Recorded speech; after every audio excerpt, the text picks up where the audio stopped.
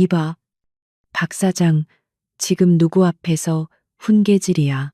조 매니저의 고함 소리가 얇은 컨테이너 벽을 쩌렁쩌렁 울렸다. 그는 육중한 손으로 박 사장의 낡은 책상을 내리쳤다. 쾅하는 소리와 함께 먼지 쌓인 서류 뭉치가 파르르 떨렸다.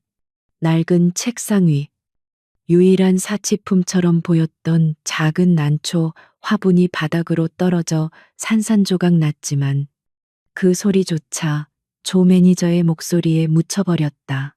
이곳은 부산항의 거대한 부두, 그 중에서도 가장 구석진 7번 부두에 위치한 대한해운의 임시 사무실이었다. 정식 건물도 아닌 수출용 컨테이너를 개조해 만든 비좁은 공간, 덜덜거리는 낡은 에어컨과 깜빡이는 형광등이 이곳의 열악한 상황을 대변하고 있었다.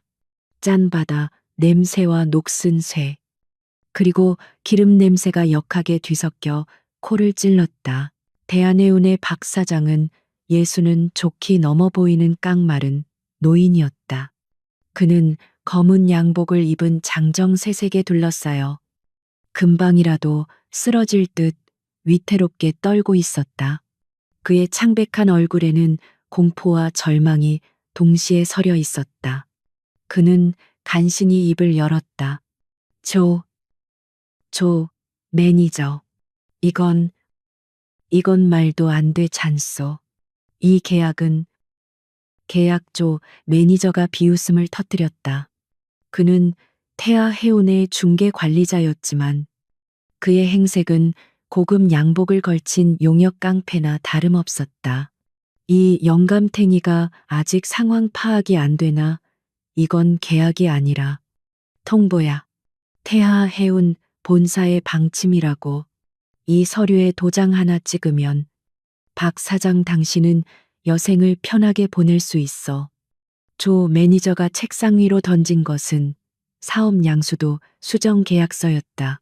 하지만 그 내용은 사실상 대한해운의 모든 항로, 운영권과 자산을 헐값에 태아해운으로 넘긴다는 노골적인 약탈의 증거였다. 박 사장은 떨리는 손으로 계약서를 밀어내려 애썼다. 내가 평생을 바친 회사요. 이걸 이렇게 하루아침에 평생 그깟 고철 덩어리배 한 척 굴리는 구멍가게가 회사야. 조 매니저 뒤에 서 있던 부하 하나가 낄낄거리며 맞장구를 쳤다. 영감님, 시대가 변했어. 이제 이런 작은 배들은 우리 태아해운 같은 대기업이 관리해줘야 효율이 오른다고. 그들의 눈에는 이 작은 회사를 향한 존중 따위는 1g도 없었다. 바로 그 혼돈의 현장. 그들의 등 뒤편 구석에 또 한 명의 사람이 있었다. 그녀의 이름은 한유진. 이 사무실에서는 한양으로 불리는 존재감 없는 아르바이트 격리 사원이었다.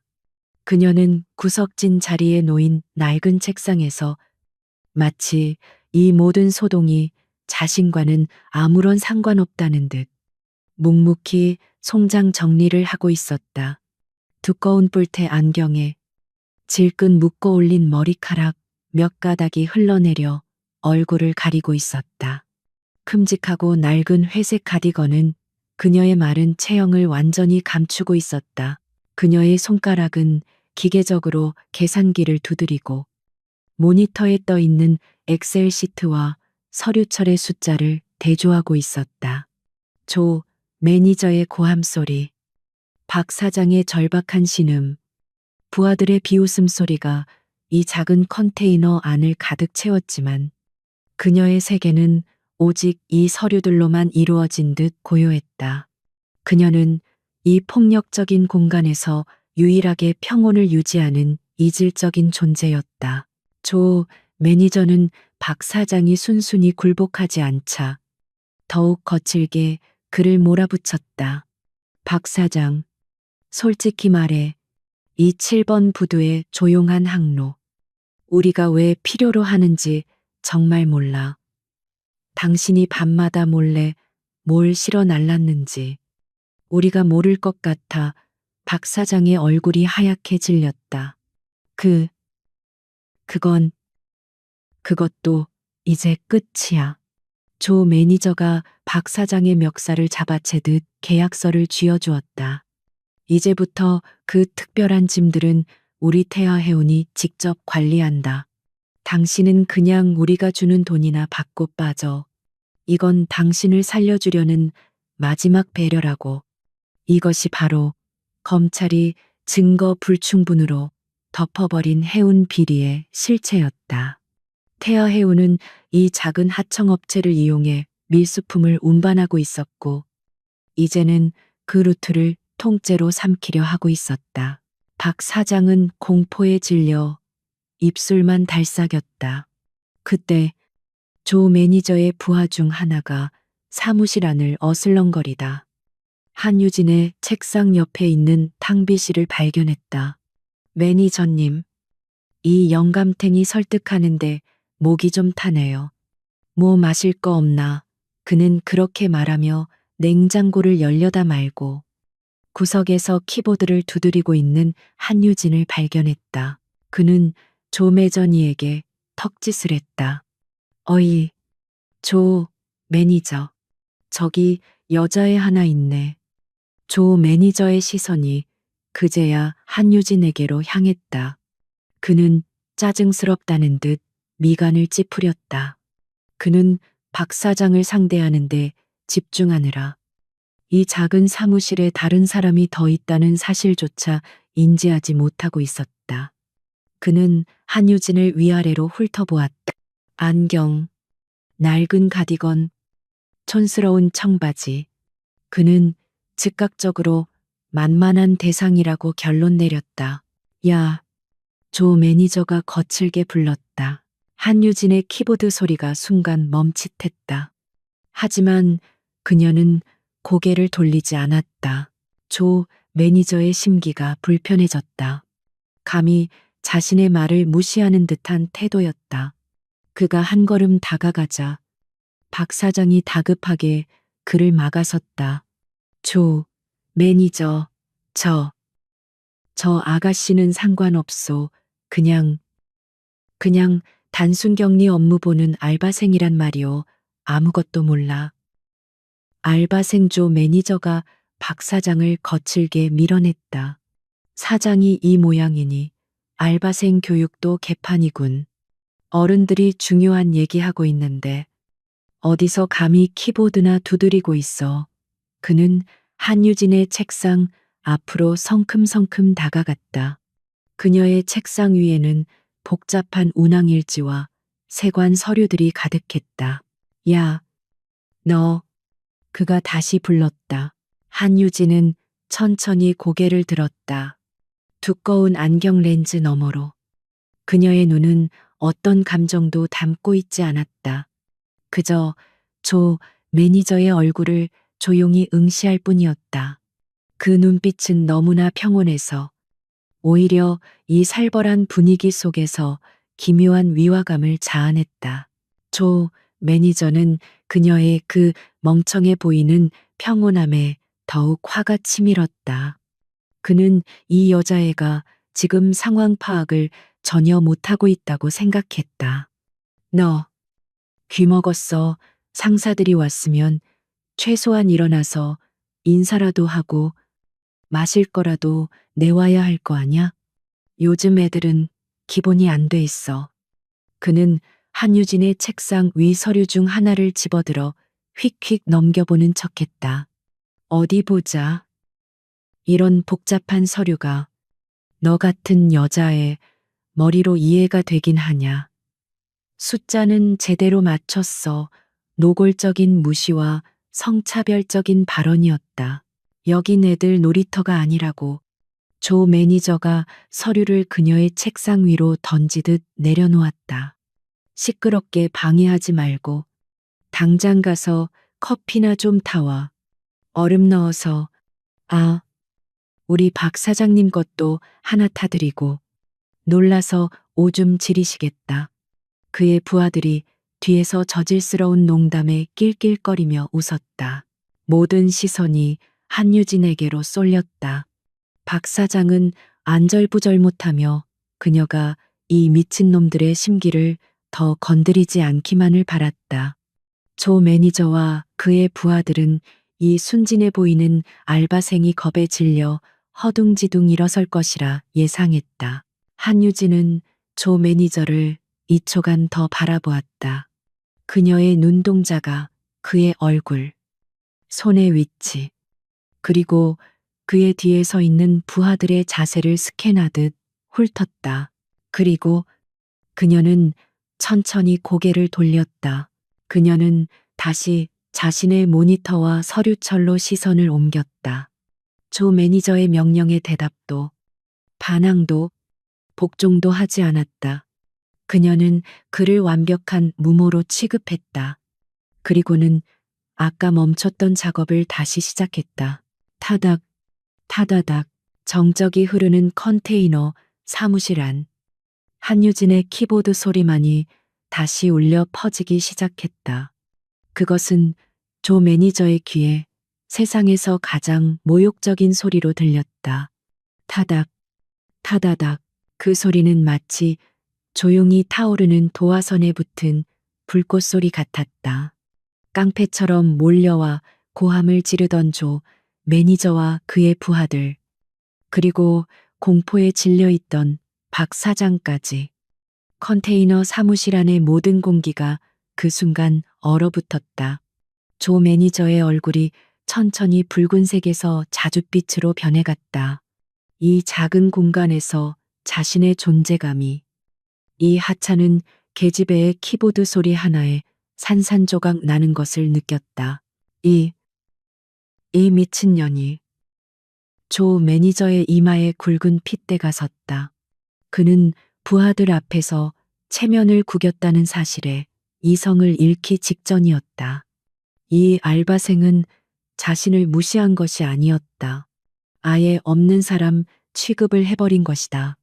그는 분노로 떨리는 손을 들어 한유진의 책상을 내리치려다. 문득 생각을 바꿨다. 이 계집애를 먼저 손보는 것보다 이 모든 일의 원흉인 박 사장을 먼저 밟아놓는 것이 순서였다. 이 영감탱이가 직원 교육을 이따위로 시켜놓으니 이런 버르장머리 없는 년이 나오는 것이다. 그는 방향을 틀어 다시 박 사장에게로 향했다. 그는 조금 전 박 사장에게 던졌던 사업 양수도 수정 계약서를 다시 집어들었다. 그리고는 그 서류 뭉치로 박 사장의 뺨을 거칠게 후려쳤다. 짝 하는 날카로운 소리와 함께 종이 뭉치가 박 사장의 늙고 주름진 뺨을 스치며 흩어졌다. 영감탱이가 조 매니저가 고함을 질렀다. 내 놈이 이따위로 굴 비니까. 저기 저 계집애까지 나를 우습게 보잖아. 마지막 기회야. 이 망할 서류에 도장 찍어. 안 찍어. 그는 박 사장의 멱살을 움켜쥐고 책상으로 밀어붙였다. 박 사장의 등이 책상 모서리에 부딪히며 윽하는 고통스러운 신음이 새어나왔다. 박 사장은 공포와 고통 속에서도 마지막 남은 존엄을 붙들려 했었다. 그는 덜덜 떨리는 목소리로 항변했다. 이건 불법이요. 이건 강도짓이나 마찬가지야.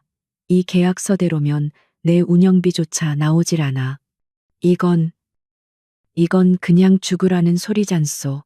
그래, 죽으라는 소리다. 조 매니저가 으르렁거렸다. 내 놈이 곱게 안 죽으니까. 우리가 직접 죽여주겠다는 거 아니야. 10초 센다. 하나, 둘. 바로 그때였다. 조 매니저님. 모든 소리를 뚫고 차분하고 명료한 목소리가 들려왔다. 크지 않았지만 컨테이너 사무실 안의 모든 소음을 단숨에 잠재우는 힘이 있었다. 조 매니저는 박 사장의 멱살을 쥔 채로 천천히 고개를 돌렸다. 그의 부하들도 박 사장도 모두 소리가 난 곳을 바라보았다. 구석 자리에서 한 양이 천천히 일어나고 있었다. 그녀가 일어서는 동작은 느리고 침착했다. 삐걱 하고 낡은 의자가 마찰음을 냈다. 그녀는 여전히 그 촌스러운 회색 가디건을 입고 있었고 두꺼운 뿔테 안경을 쓰고 있었다. 하지만 그녀는 더 이상 서류에 코를 밟고 있지 않았다.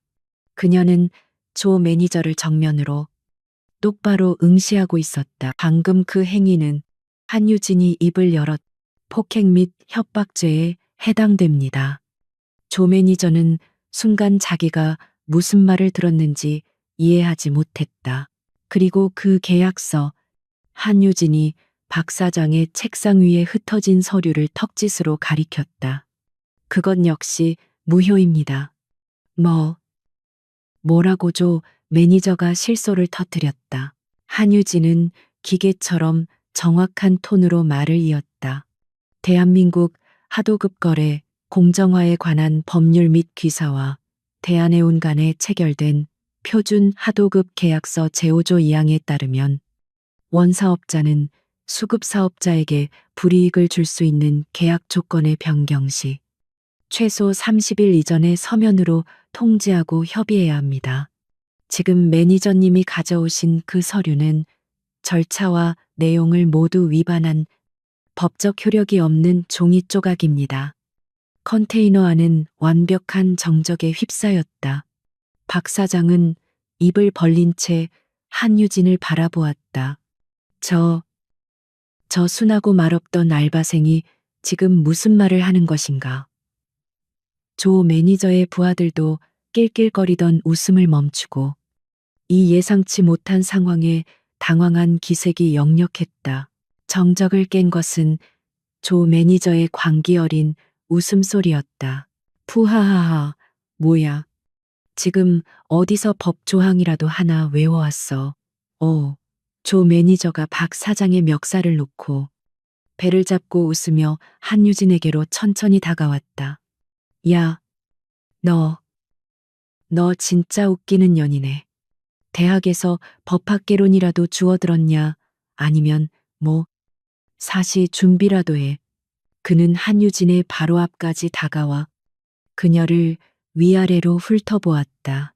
그의 눈에는 경멸과 비웃음이 가득했다.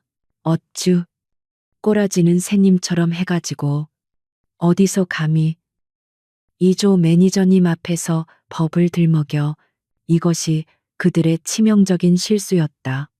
그들은 한유진의 겉모습, 그녀의 성별, 그녀의 알바생이라는 지위라는 편견에 사로잡혀 있었다. 야, 계집애야. 조 매니저가 노골적인 경멸을 담아 말했다. 네가 뭘 안다고 주둥이를 놀려. 여기가 어딘 줄 알아. 부산항이야. 쇠냄새, 기름 냄새 맡으면서 진짜 사내들이 일하는 곳이라고. 너처럼 책상에 앉아서 숫자나 끄적이는 년들이 끼어들 자리가 아니란 말이다. 그의 목소리는 점점 커졌고 그가 내뿜는 침이 한유진의 안경에 튈 것만 같았다. 여자가 어디 감히 물류를 안다고, 해운을 안다고 훈계질이야. 너 같은 년들은 그냥 사무실 구석에서 커피나 타고 상사들 담배 심부름이나 하는 게 딱이야. 아니면 집에 가서 된장찌개나 끓이든가. 안 그래? 얘들아, 뒤에 있던 부하들이 그제야 긴장이 풀린 듯 저속한 웃음소리와 함께 맞장구를 쳤다. 맞습니다. 매니저님, 저런 애들은 엑셀도 제대로 못 다룰걸요. 혹시 변호사 사모님이라도 꿈꾸는 거 아니야? 얼굴 보니까 그것도 글렀구만. 온갖 모욕적인 말들이 쏟아졌다. 하지만 한유진은 미동조차 하지 않았다. 그녀의 눈은 조 매니저의 눈을 피하지 않았다. 그 평온하고 감정 없는 시선이 오히려 조 매니저를 더욱 자극했다. 그는 자신의 위협이 이 여자에게 통하지 않는다는 사실에 참을 수 없는 모욕감을 느꼈다. 이게 이게 진짜 겁대가리를 상실했나? 조 매니저가 한 걸음 더 다가섰다. 그는 한유진의 개인 공간 안으로 완전히 침범했다. 그의 악취나는 숨결이 그녀의 얼굴에 와 닿았다. 그는 한유진보다 머리 하나는 더 컸고 체격은 2배는 더 나갔다. 완벽한 물리적 우위였다. 너, 그가 목소리를 낮춰 으르렁거렸다. 혹시 나한테 관심 있냐? 일부러 튀는 말에서 내 눈에 띄고 싶었어. 그는 자신의 더럽고 두툼한 손가락을 들어 한유진의 어깨를 강하게 찔렀다. 쿡 하는 소리와 함께 가느다란 그녀의 어깨가 밀리는 듯 했다. 왜 대답이 없어? 내가 무서워. 아니면 내가 마음에 들어. 한유진은 그저 조용히 그의 눈을 바라볼 뿐이었다. 그 시선은 이해할 수 없는 생물체를 관찰하는 듯한 기묘한 거리감을 담고 있었다.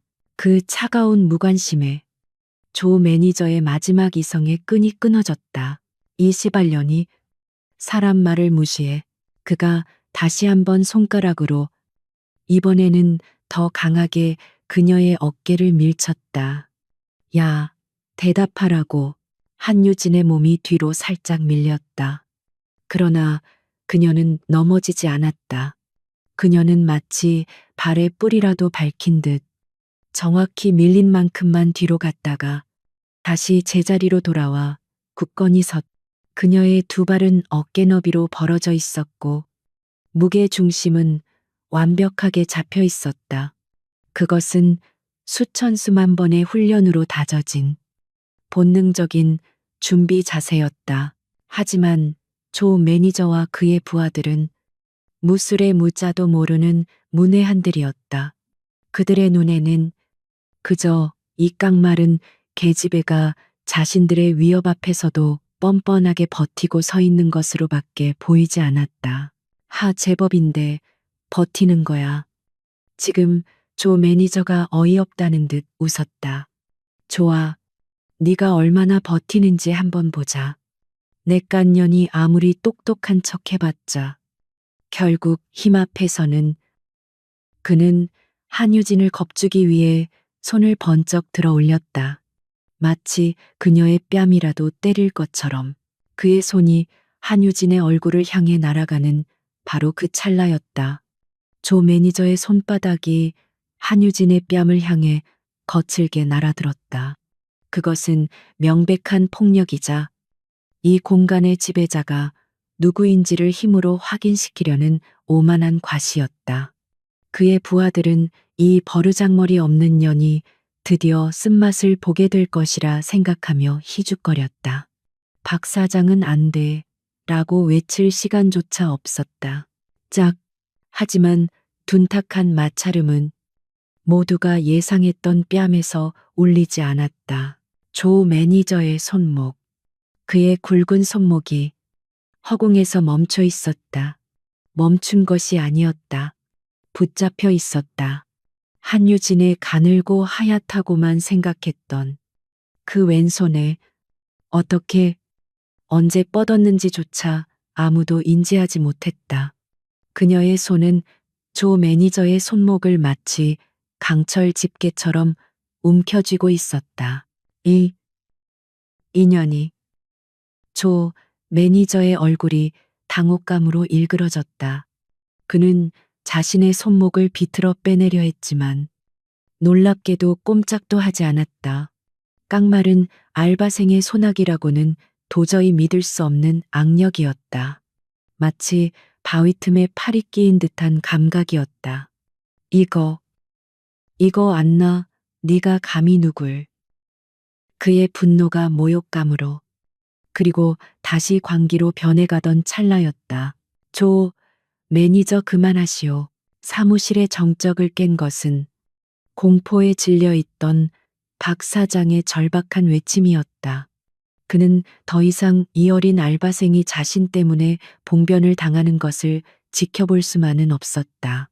그는 마지막 남은 용기를 쥐어짜 비틀거리는 다리로 조 매니저와 한유진 사이를 막아서려 달려들었다. 제발, 제발 그만해 주시오. 한양은 아무 잘못도 없소. 내가 잘못했소. 내가 다 할 테니. 제발 이 아이는 건드리지 마시오. 박 사장은 조 매니저의 팔을 붙들고 애원했다. 그는 자신의 비참한 처지보다 이 젊은 직원을 보호해야 한다는 일념 하나로 움직였다. 조 매니저는 자신의 손목이 한유진에게 붙잡힌 채 늙은 박 사장까지 매달리자 그야말로 진퇴양난의 상황에 빠졌다. 그의 분노는 극에 달했다. 그러나 그가 반응하기도 전에 그보다 더 빠르고 더 생각 없는 자가 움직였다. 조 매니저의 뒤에 서 있던 부하 중 하나. 아까부터 가장 저질스러운 농담을 던지던 자였다. 그는 이 지긋지긋한 상황을 끝내고 싶었다. 그는 박 사장의 이런 방해가 거슬렸다. 아, 이 영감탱이가 진짜 귀찮게 구네. 그는 아무런 망설임 없이 두 손으로 박 사장의 어깨를 거칠게 밀쳤다. 꺼져. 노인네야. 그것은 악의가 담긴 폭력적인 힘이었다. 늙고 쇠약한 박 사장은 그 힘을 이겨낼 재간이 없었다. 그는 악하는 짧은 비명과 함께 균형을 잃고 그대로 뒤로 낮아빠졌다. 쿵. 세상의 모든 소리가 순간 멈췄다. 컨테이너 사무실 안. 그 둔탁하고 끔찍한 소리만이 울려 퍼졌다. 박 사장의 몸이 뒤로 날아가 구석에 서 있던 낡은 회색 철제 캐비닛의 머리를 쳐박았다. 그의 마른 몸이 종이장처럼 구겨지며 바닥으로 쓰러졌다. 정적, 조 매니저의 고함 소리도 부하들의 낄낄거림도 모두 사라졌다. 낡은 에어컨의 윙하는 소리만이 유난히 크게 들렸다.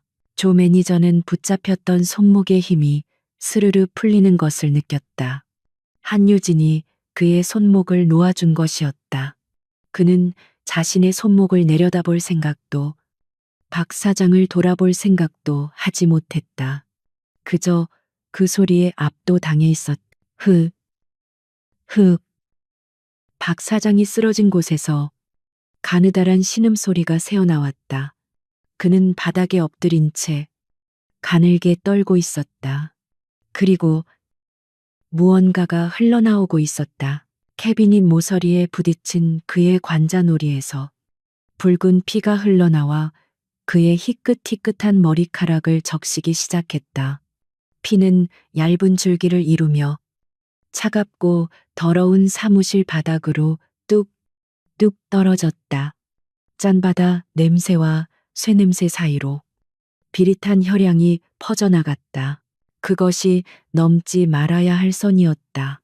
지금까지의 모든 일은 위협과 모욕의 범주에 속했을지 모른다. 하지만 지금 이 순간 명백한 상해가 발생했다. 무저항의 노인을 상대로 한 비겁하고 치명적인 폭력이었다. 조 매니저를 밀쳤던 부하 녀석도 제정신이 든 듯 사색이 되어 뒷걸음질 쳤다. 나는 그냥 밀기만.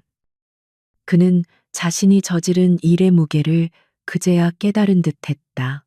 조 매니저 역시 상황의 심각성을 깨달았다. 단순한 협박이 아니라 폭력 상해 사건이 되어버린 것이다. 이런 시발. 그는 욕지거리를 내뱉으며 이 상황을 어떻게 수습해야 할지 머리를 굴리기 시작했다. 그때였다.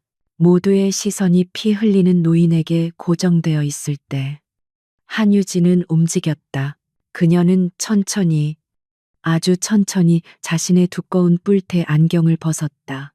그녀의 동작은 마치 정밀하게 프로그래밍된 기계처럼 한치의 망설임이나 떨림도 없었다. 삐걱거리는 경첩 소리조차 들릴 듯한 정적 속에서 그녀는 안경다리를 조용히 접었다. 그리고 그녀는 그 안경을 자신의 책상 위 키보드 옆에 가지런히 내려놓았다. 마치 중요한 의식을 치르듯 반듯하게 그녀의 얼굴을 가리고 있던 가장 큰 위장막이 사라졌다. 지금까지 그녀를 어리숙하고 만만한 알바생 한양으로 보이게 했던 뿔테 안경이 사라지자 그 뒤에 숨겨져 있던 본체가 드러났다. 그녀의 눈, 조 매니저는 숨이 멎는 듯한 기분을 느꼈다. 그는 무심코 그녀와 눈을 마주쳤다. 그곳에는 더 이상 숫자에 얽매이던 격리사원의 흐리멍덩한 눈동자는 없었다. 그것은 수백 미터 밖의 표적을 꿰뚫어 보는 저격수의 눈이었고, 심해의 가장 차가운 어둠을 담고 있는 듯한 눈이었으며, 눈앞의 상대를 인간이 아닌 제거 대상으로만 인식하는 완벽하게 감정이 배제된 포식자의 눈빛이었다. 그녀의 목소리가 사무실의 낮은 공기를 갈랐다. 너희들, 목소리 톤이 완전히 달라져 있었다. 이전의 작고 평이한 톤이 아니었다. 낮고 차가웠으며 쇳소리가 섞인 듯한 그 누구도 거스를 수 없는 절대적인 명령의 톤이었다. 너희는 방금 무방비 상태의 노인을 공격했다. 그녀는 피를 흘리며 쓰러져 있는 박 사장을 턱짓으로 가리켰다. 그녀의 시선은 조 매니저와 그의 부하 셋을 차례로 훑었다. 마치 각자의 위치와 위협도를 마지막으로 확인하는 것 같았다. 내가 10초를 준다. 조 매니저가 침을 꿀꺽 삼켰다. 이 계집애가 지금 무슨 말을 짓거리는지, 그리고 왜 자신의 등골이 이토록 서늘해지는지 알 수 없었다. 그 10초 안에 한유진이 말을 이었. 그녀의 눈빛은 얼음장처럼 차가웠다. 첫째, 당장 119에 신고해. 둘째, 저분을 부축해서 지혈해. 그리고 셋째, 그녀의 시선이 박 사장을 밀쳤던 부하와 이 모든 일의 원흉인 조 매니저에게 고정되었다. 무릎 꿇고 저분께 사죄해라. 10초를 준다고. 조 매니저의 입에서 실소가 터져 나왔다. 10초 119 무릎 꿇고 사죄. 그는 방금 자신이 들은 말을 제대로 이해한 것인지 스스로에게 반문했다. 이 미친년이 지금 이 상황에서 피를 보고도 정신을 못 차리고 감히 자신에게 명령을 내린 것이다. 그것도 10초라는 시한부 통보까지 곁들여서 푸아하. 조 매니저가 고개를 뒤로 젖히며 광기 어린 웃음을 터뜨렸다. 그 웃음소리가 좁은 컨테이너 안을 가득 메웠다. 그의 부하들도 이 어처구니 없는 상황에 잠시 넋을 잃었다가 뒤늦게 마른 웃음을 터뜨렸다. 이 알바생이 공포에 질려 실성했거나 아니면 세상 물정 모르는 멍청이거나 둘 중 하나라고 생각했다. 야, 너 지금, 하하, 너 지금 뭐라고 했냐? 조 매니저가 웃음 때문에 고인 눈물을 닦아내며 한유진에게 한 걸음 다가섰다. 그의 눈은 웃고 있었지만 그 속의 분노는 활활 타오르고 있었다. 내까짓 뿔테 자비 계집애가 감히 이 조 매니저님한테 무릎을 꿇으라고. 그는 부하들을 돌아보며 과장되게 외쳤다. 이것 봐라. 얘들아, 인연이 우리더러 사죄하란다. 우리가 저 영감탱이 하나 실수로 민 거 가지고 이게 지금 말이 된다고 생각하냐. 매니저님, 전현이 아까부터 좀 이상했습니다. 겁대가리를 상실한 게 분명합니다.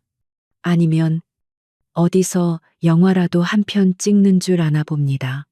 부하들의 조롱 섞인 맞장구가 이어졌다.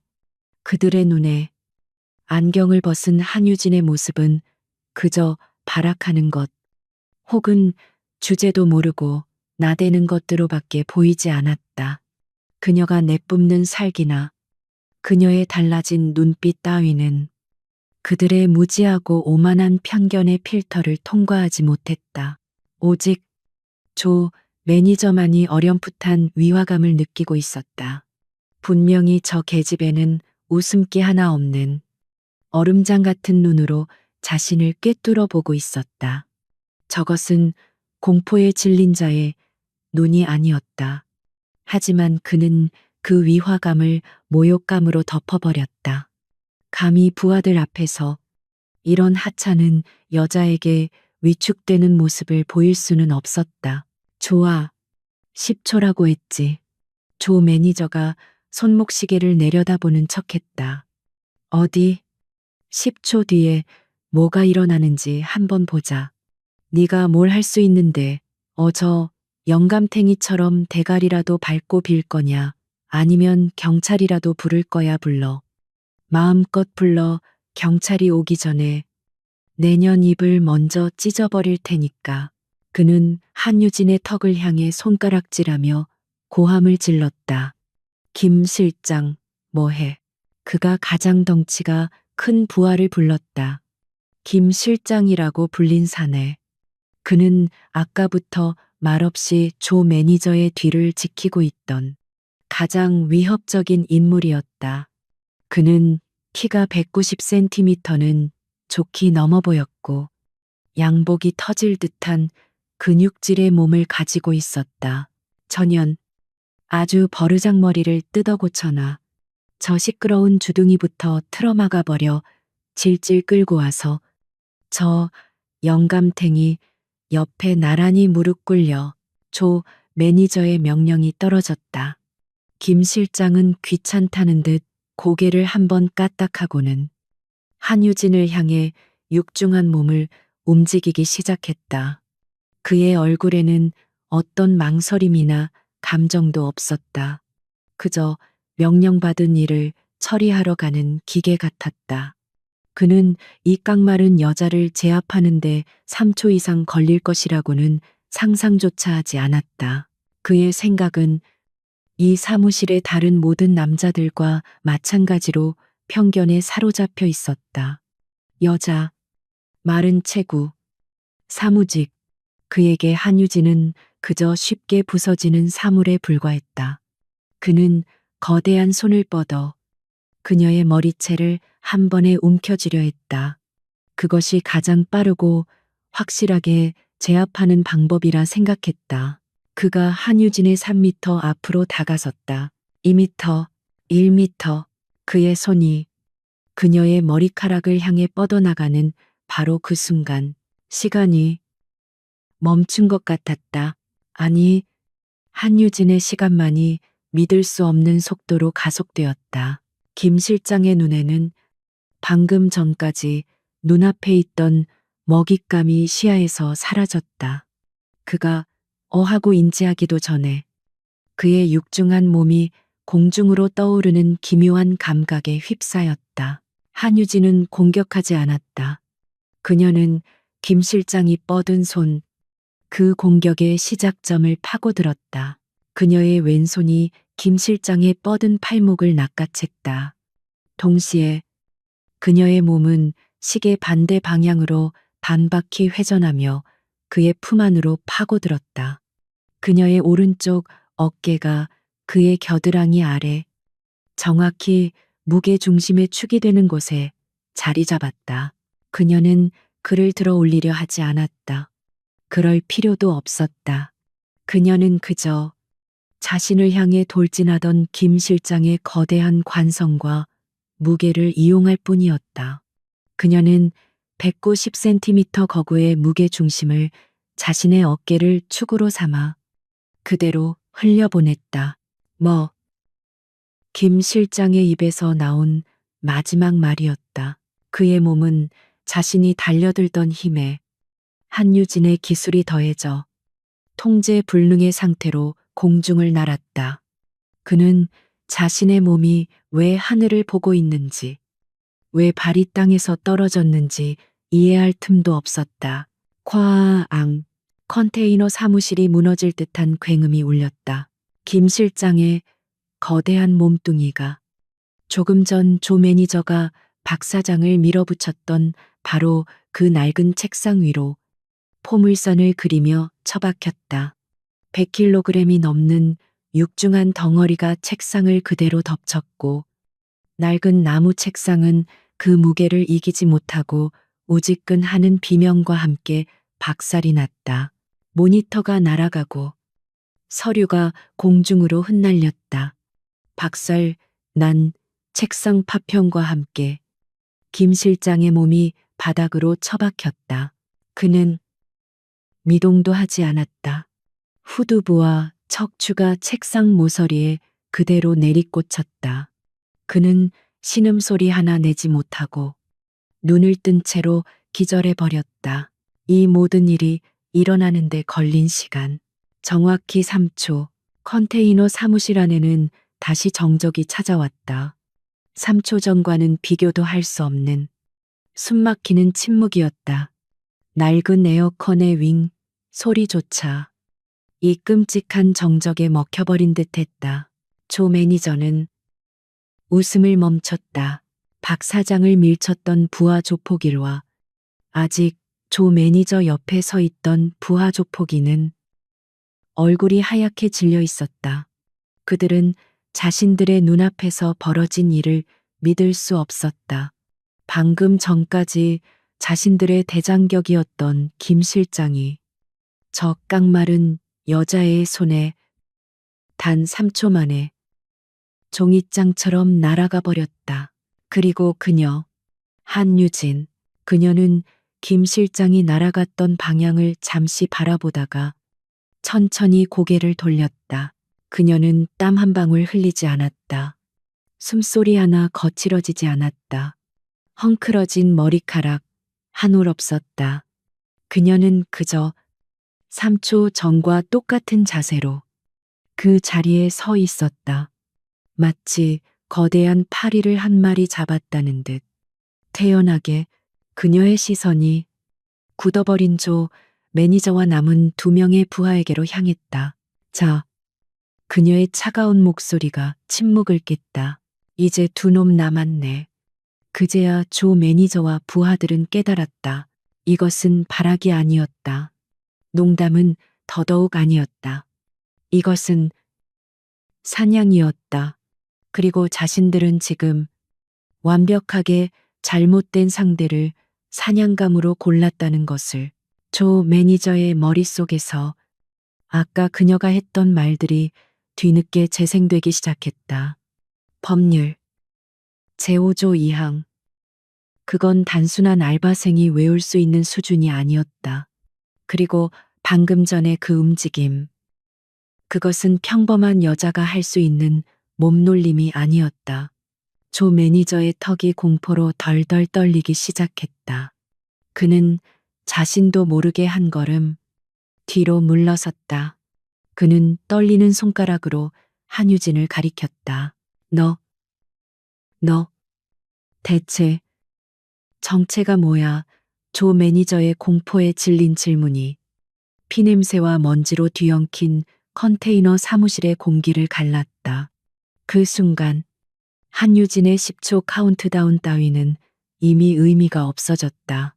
거구의 김 실장이 종잇장처럼 나라가 책상과 함께 처박히는 비현실적인 광경.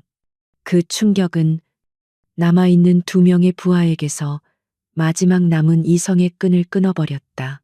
인간은 극도의 공포에 직면하면 2가지 반응을 보인다. 얼어붙거나 혹은 미친 듯이 발악하거나 이게 같은 년이 먼저 반응한 것은 아까 박 사장을 밀쳤던 부하 조폭일렸.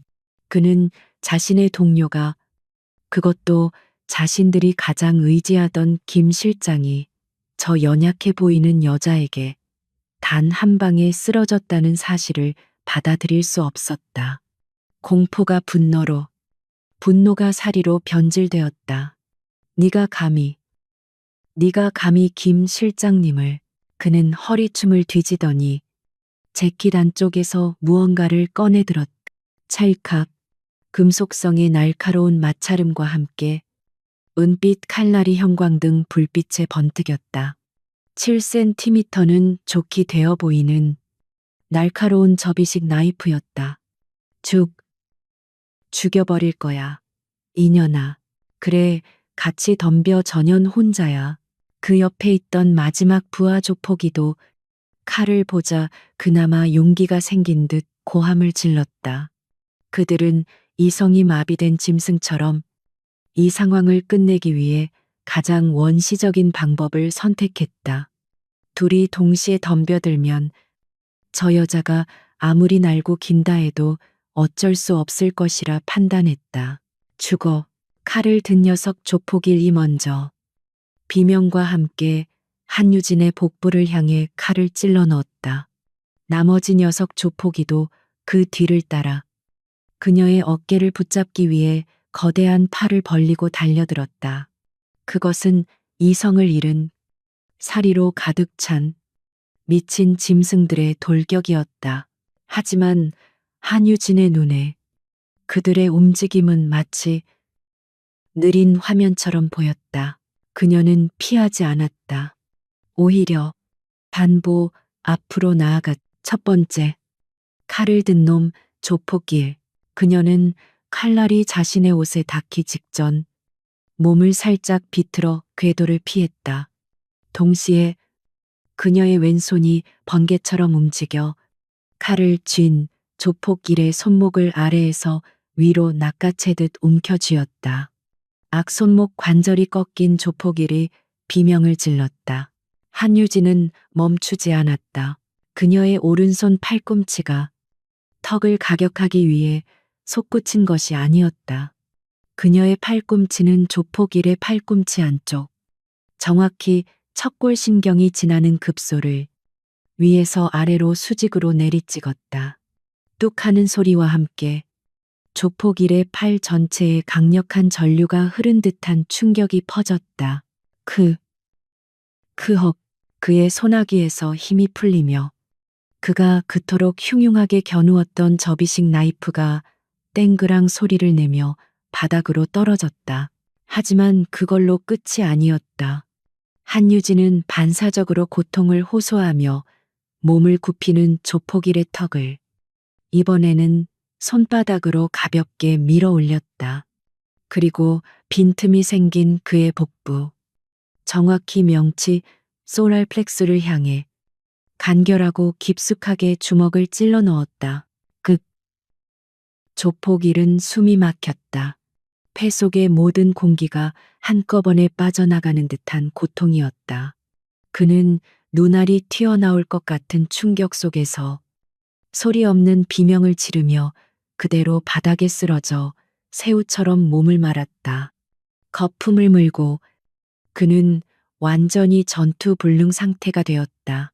이 모든 일이 단 2초 만에 벌어졌다. 두 번째, 주먹을 든 놈 조폭이 그는 자신의 파트너가 눈 깜짝할 사이에 쓰러지는 것을 보며 이미 공중에 떠 있던 자신의 주먹을 멈출 수가 없었다.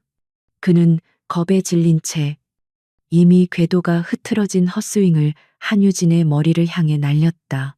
한유진은 그저 고개를 숙이는 것으로 그 주먹을 피했다. 그녀는 완벽하게 조폭이의 사각지대, 그의 품 안으로 파고들었다. 조폭이는 당황했다. 너무 가까웠다. 그는 주먹을 회수해 다시 공격하려 했지만 한유진이 훨씬 빨랐다. 타타탁, 사람의 주먹이 사람의 몸을 때리는 소리라고는 믿을 수 없는 건조하고 날카로운 타격음이 3번 연속으로 울렸다. 첫 번째 타격은 흉골, 두 번째 타격은 왼쪽 마지막 늙골, 세 번째 타격은 그의 목 측면의 경동맥동이었다. 헉. 조폭이는 비명조차 지르지 못했다. 그는 자신의 몸에 무슨 일이 일어났는지 인지하기도 전에 뇌로 가는 혈류가 순간적으로 차단되며 눈앞이 하얗게 변했다. 그는 거대한 나무가 쓰러지듯 쿵 소리를 내며 조폭일의 옆으로 쓰러져 완전히 의식을 잃었다. 두 명의 덩치 큰 장정이 자신들의 사리를 채 표출하기도 전에 무력하게 제압당했다. 김 실장이 쓰러진 지 3초. 두 명의 부하가 추가로 쓰러지는데 걸린 시간. 미라브락. 총 7초. 컨테이너 사무실 안은 다시 지옥 같은 정적으로 휩싸였다. 이제 이 방에 서 있는 남자는 단 한 명뿐이었다. 조 매니저. 그는 이 모든 광경을 처음부터 끝까지 두 눈으로 똑똑히 목격했다. 그가 믿었던 부하 셋이 1분도 채 되지 않는 시간에 저 계집애의 손에 의해 완벽하게 무력화되었다. 이것은 싸움이 아니었다. 일방적인 제압이었다. 히, 히. 조 매니저의 입에서 공포에 질린 짐승 같은 소리가 새어나왔다. 그의 다리가 마치 제 것이 아닌 것처럼 사시나무 떨듯 떨렸다. 그는 자신도 모르게 바닥에 주저앉았다. 방금 전까지 그토록 오만하고 당당했던 그의 모습은 온데간데 없었다. 한유진은 쓰러진 두 남자를 내려다보다가 천천히 고개를 돌렸다. 그녀의 시선이 바닥에 주저앉은 조 매니저에게로 향했다. 그녀는 아무 말도 하지 않았다. 그저 조용히 아까 조폭일이 떨어뜨렸던 접이식 나이프를 집어들었다.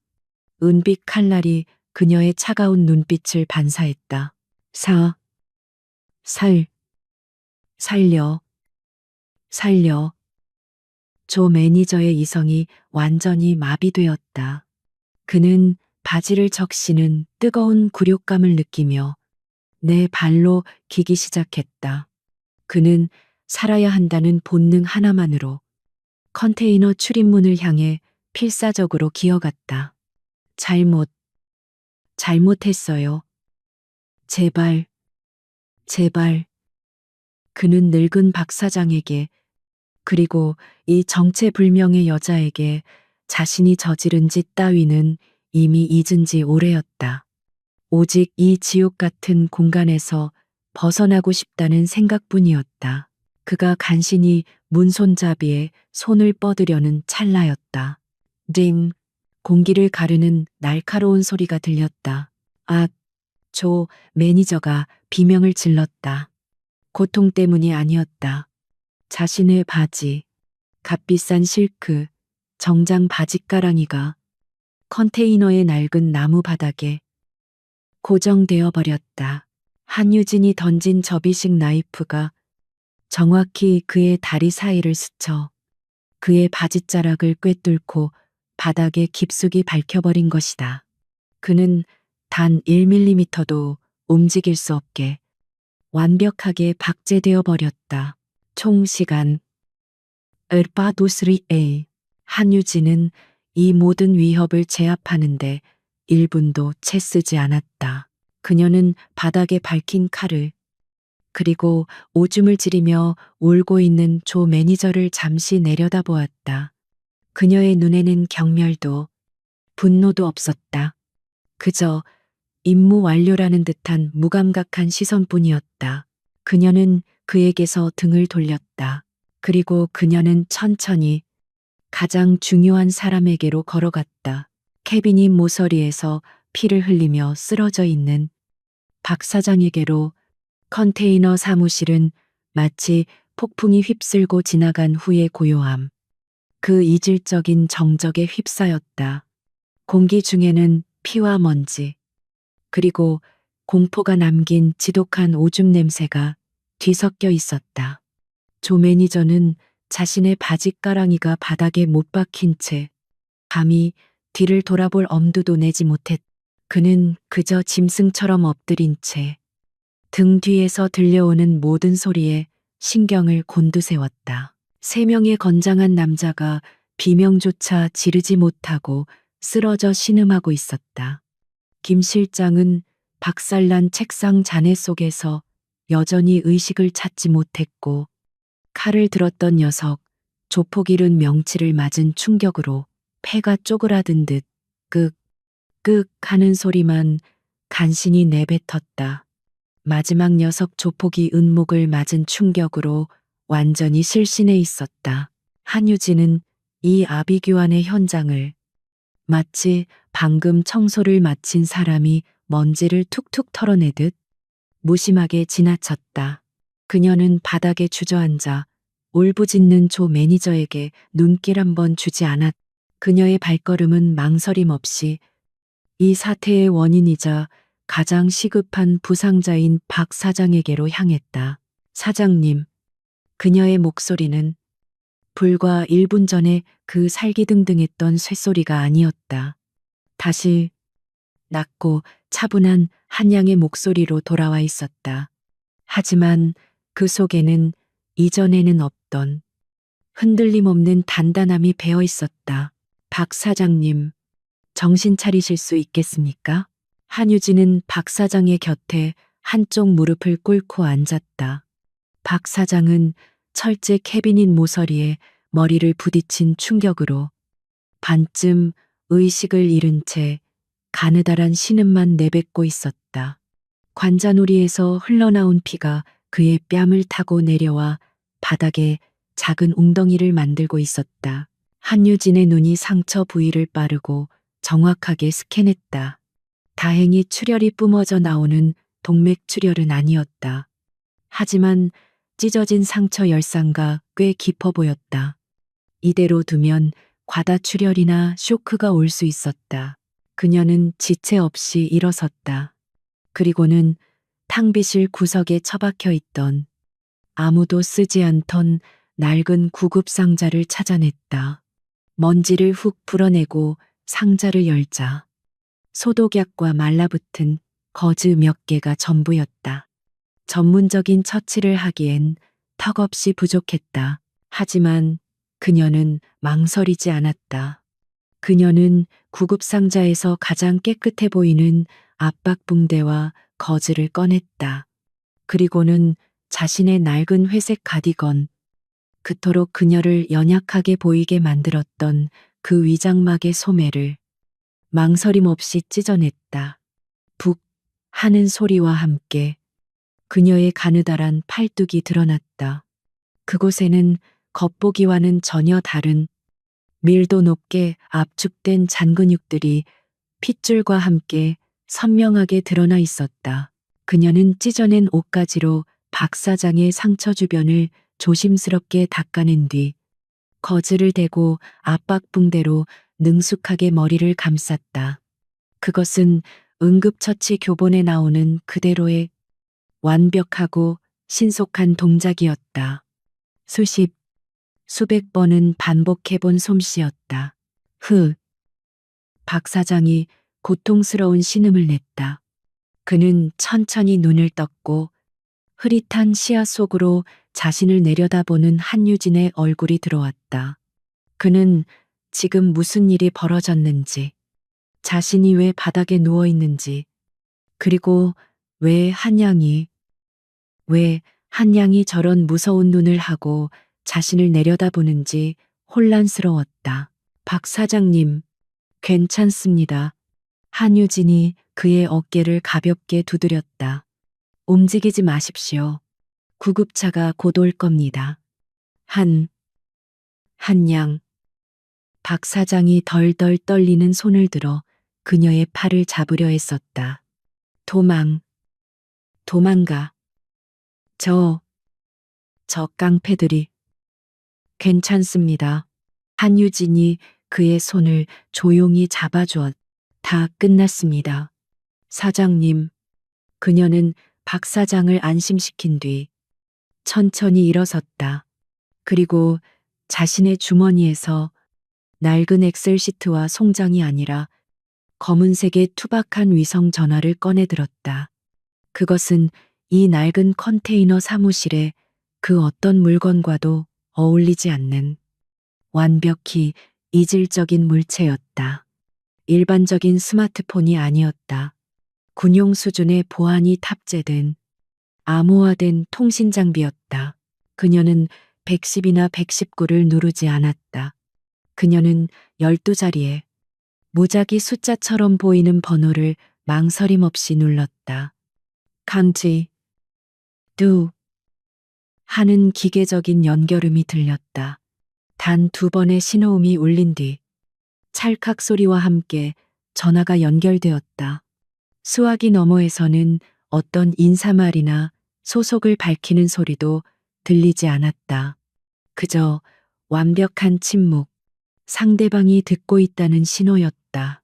한유진은 수화기에 대고 이전과는 또 다른 완벽하게 감정이 배제된 기계적인 목소리로 보고했다. 여기는 909, 에코, 에코, 현 시간부로 작전 노출, 오퍼레이션 엑스포스를 선언한다. 그녀의 목소리는 조용했지만 그 안에 담긴 무게감은 컨테이너 안의 공기를 짓눌렀다. 바닥에 엎드려 있던 조 매니저의 귀에 그 기묘한 단어들이 밝혔다. 909, 에코, 작전 노출. 그게 대체 무슨 소리인가? 저 계집애가 지금 누구와 통화를 하는 것인가? 한유진의 보고는 계속되었다. 현 시간 15시 32분부로 타기테아 해운의 하수인 4명과 물리적 충돌 발생. 전원 제압 완료. 아군 측 민간인 협력자 1명. 두부 열상으로 부상. 긴급 의료 지원 필요. 그녀는 수만 번 쉬지 않고 마치 기계가 데이터를 읽어내리듯 상황을 브리핑했. 현재 위치 델타 7 좌표. 부산항 7번 부두. 대한해운 컨테이너 사무실. 의료팀 및 MP 밀리터리 폴리스. 헌병 즉각 출동 요망. 제압된 적대 세력 4명. 신병 확보 및 이관 바람. MP. 헌병. 조 매니저의 뇌가 그 단어를 인지하는 순간 그의 온몸의 피가 차갑게 식어버렸다. 112 경찰이 아니었다. 119 구급대만이 아니었다. 저 여자가 부른 것은 군대였다. 헌병대였다. 이게 무슨. 조 매니저가 공포로 이가 딱딱 부딪히는 소리를 냈다. 수화기 너머에서 그제야 짧은 응답이 들려왔다. 알겠다. 909 에코. 현 시간부로 위기 대응 프로토콜 발동. 의료팀 5분 내 도착 예정. MP 기동 타격대 7분 내 현장 도착. 현장 보존 및 대기하라. 알겠다. 통신 종료. 한유진은 삑소리와 함께 통신을 종료했다. 그녀는 천천히 그 투박한 위성 전화를 다시 주머니에 넣었다. 그리고는 천천히 몸을 돌려 바닥에 못 박힌 채 자신을 경악과 공포가 뒤섞인 눈으로 올려다보는 조 매니저와 눈을 맞췄다.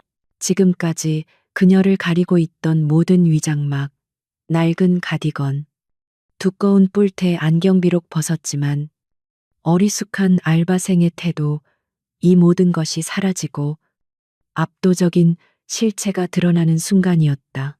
조 매니저는 떨리는 목소리로 거의 기어들어 가는 듯한 소리로 물었다. 당신,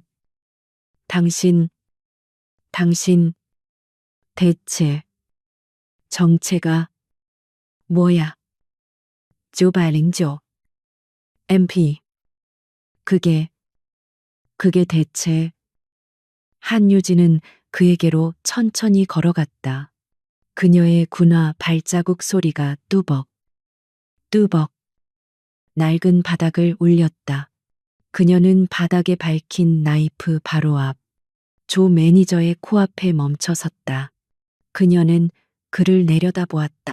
그 눈에는 분노도, 경멸도, 승리감도 없었다. 그저 처리할 대상을 바라보는 듯한 차가운 무관심뿐이었다. 그녀가 입을 열었다. 909. 에코는 내 코드명이다. 그녀는 품 안에서 자신의 목에 걸려있던 옷 안쪽에 숨겨져 있던 무언가를 꺼냈다. 그것은 낡은 컨테이너 사무실의 알바생의 것이라고는 도저히 믿을 수 없는 물건이었다. 번쩍 하는 빛. 그것은 대한민국 해군의 군번줄이었다. 그리고 그 군번줄에는 날카로운 금속으로 만들어진 UDTSEAL 휘장이 함께 달려 있었다. 바다의 포식자. 상어의 형상을 한 그 흉포한 휘장이 조 매니저는 그것이 무엇인지 알아보지 못했다. 하지만 그것이 군대의 것임은 직감할 수 있었다. 내 이름은 한유진이 말했다. 그녀의 목소리는 이제 한치의 망설임도 없는 군인의 그것이었다. 한유진, 계급, 중2. 그녀는 조 매니저의 눈을 똑바로 응시하며 이 잔혹한 코미디의 마지막 막을 내렸다. 대한민국 해군 특수전전단 UDTSEAL 소속이다. 그리고 너희들은 그녀가 쓰러진 부하들과 오줌을 지린 조 매니저를 차갑게 훑어보며 선고했다. 방금 국가 안보 임무를 수행 중이던 현역 장교를 공격했다. 현역 장교를 공격했다. 한유진 중위의 마지막 선고는 차갑게 얼어붙은 컨테이너 사무실 안에서 지독한 메아리처럼 울렸다. 그 선언은 단순한 신분 노출이 아니었다. 그것은 방금 전까지 단순 폭력이었던 이 사건의 본질을 순식간에 국가 안보에 대한 위협으로 격상시키는 재판관의 판결과도 같았다.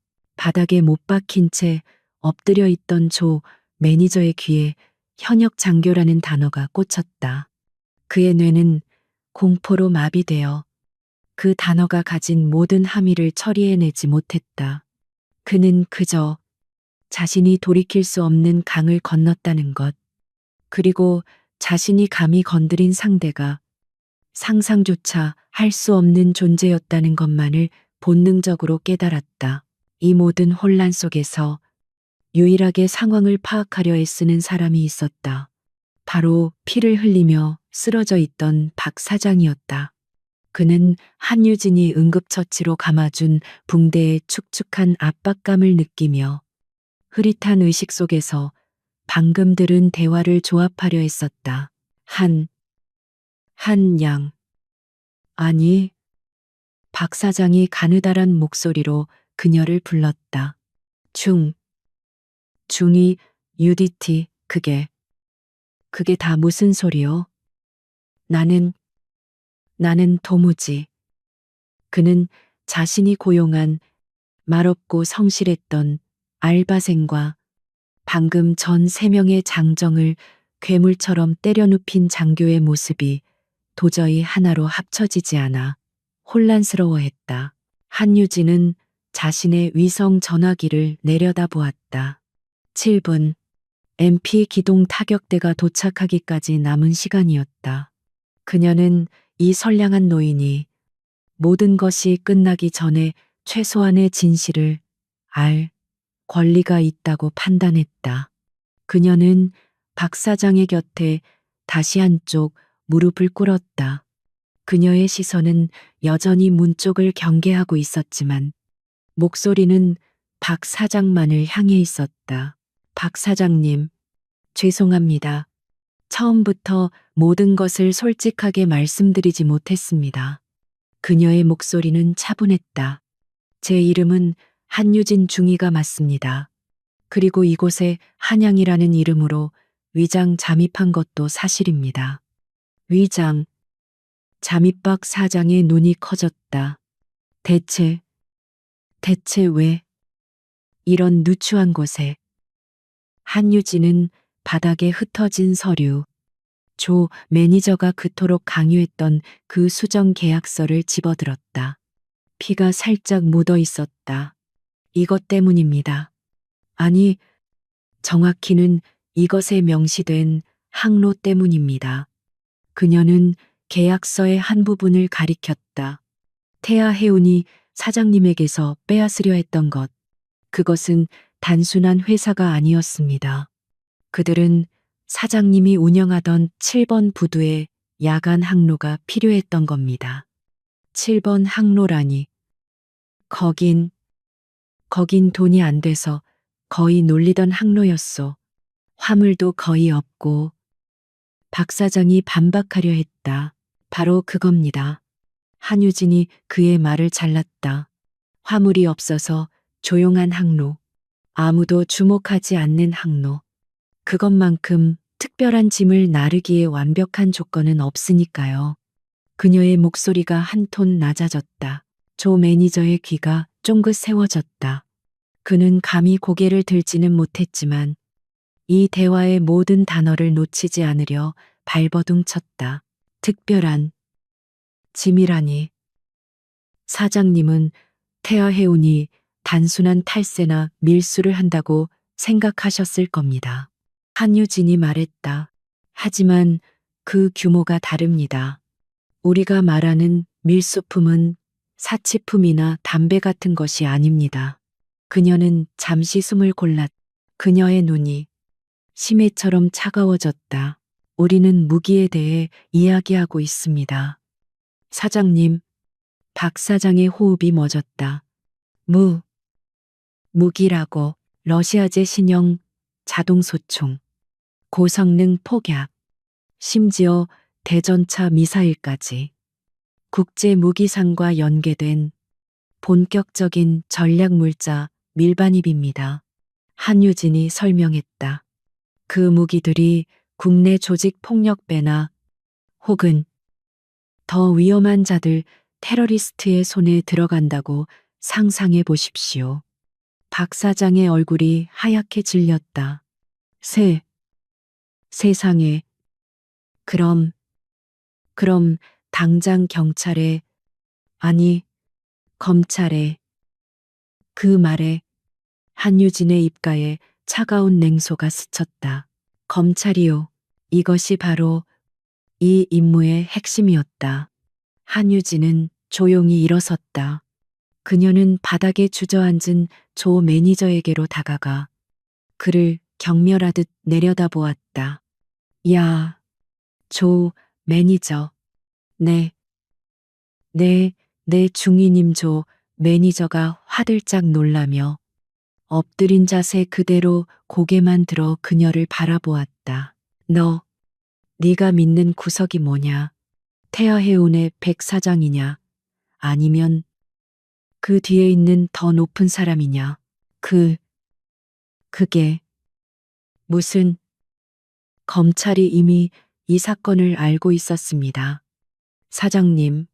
한유진이 조 매니저를 무시하고 다시 박 사장을 향해 말했다. 몇 달 전 태아해운의 비리에 대한 익명의 투서가 검찰 특수부에 접수됐습니다. 초기 내사도 진행됐죠. 하지만 결과가 어땠는지 아십니까? 박 사장은 침묵했다. 증거 불충분. 내사 종결. 한유진의 목소리에 분노가 실렸다. 그들이 덮었습니다. 누군가가 검찰 조직의 가장 높은 곳에서 이 거대한 해운 비리를 고의로 막아버린 겁니다. 그녀는 컨테이너 사무실 안을 천천히 걸었다. 증거는 사라졌고 증인들은 입을 닫았습니다. 태아해운은 검찰의 면죄부를 받고 오히려 더 대담해졌죠. 그들은 자신들이 민간법 집행기관에게는 불가촉천민이라는 것을 알게 된 겁니다. 이것이 바로 제목의 진실이었다. 검찰이 막은 해운비리. 그렇다면 군은 왜? 박 사장이 물었다. 검찰이 막아버린 사건. 하지만 그 밀수품이 단순한 밀수품이 아니라 국가안보를 직접적으로 위협하는 전략물자로 판명되었기 때문입니다. 한유진이 멈춰서서 자신의 군번줄에 달린 UDT 휘장을 움켜쥐었다. 민간 사법 시스템이 부패로 인해 제 기능을 상실했을 때, 그리고 그 실패가 국가의 존립을 위협할 때, 그때가 바로 우리 군이 움직일 때입니다. 그녀의 눈빛이 불타는 듯했다. 국군 방첩사령부가 이 사건을 이관받았습니다. 하지만 우리도 딜레마에 빠졌죠. 태아 해운은 이미 검찰의 수사망을 빠져나간 깨끗한 회사였습니다. 겉으로 드러난 증거는 전무했습니다. 그들을 보호하는 내부의 적이 누구인지도 몰랐고요. 우리는 그들의 심장부로 들어갈 사람이 필요했습니다. 한유진이 다시 자신의 낡은 책상, 한양의 자리로 돌아갔다. 대놓고 수사할 수 없다면 몰래 잠입해서 그 누구도 부인할 수 없는 확실한 증거를 찾아내야 했습니다. 그들의 손과 발이 되어 움직이는 하청업체들, 그 중에서도 가장 의심스럽지만 가장 연약한 고리, 바로 사장님의 대한해운이었죠. 그래서 한양, 아니, 한중이가 박 사장은 모든 퍼즐이 맞춰지는 것에 경악했다. 네, 제 임무는 단독 잠입했다이었습니다. 한유진이 고백했 아무도 주목하지 않는 연약하고 순진한 격리 알바생으로 위장해 이곳에서 태아해운의 불법적인 항로 운영 증거, 즉 이면 장부를 찾는 것이었습니다. 그녀는 자신이 정리하던 송장 더미를 들어보였다. 저는 사장님의 장부를 정리한 것이 아닙니다. 저는 태아해운이 사장님을 통해 밀반입한 그 물건들의 흐름을 역추적하고 있었습니다. 그리고 거의 다 찾아냈었죠. 그런데 오늘 한유진의 표정이 다시 굳어졌다. 오늘 이 일은 계획에 없던 돌발 상황이었습니다. 제 임무는 관찰과 보고, 증거 확보까지였습니다. 절대 노출되어서는 안 됐죠. 그녀는 피를 흘리는 박 사장과 오줌을 지린 조 매니저를 차갑게 번갈아 보았다. 하지만 저들이 선을 넘었습니다. 저들은 민간인 협력자이자 이 사건의 핵심 증인인 박 사장님을 공격했습니다. 내 눈앞에서 그녀는 조 매니저에게로 다시 한 걸음 다가갔다.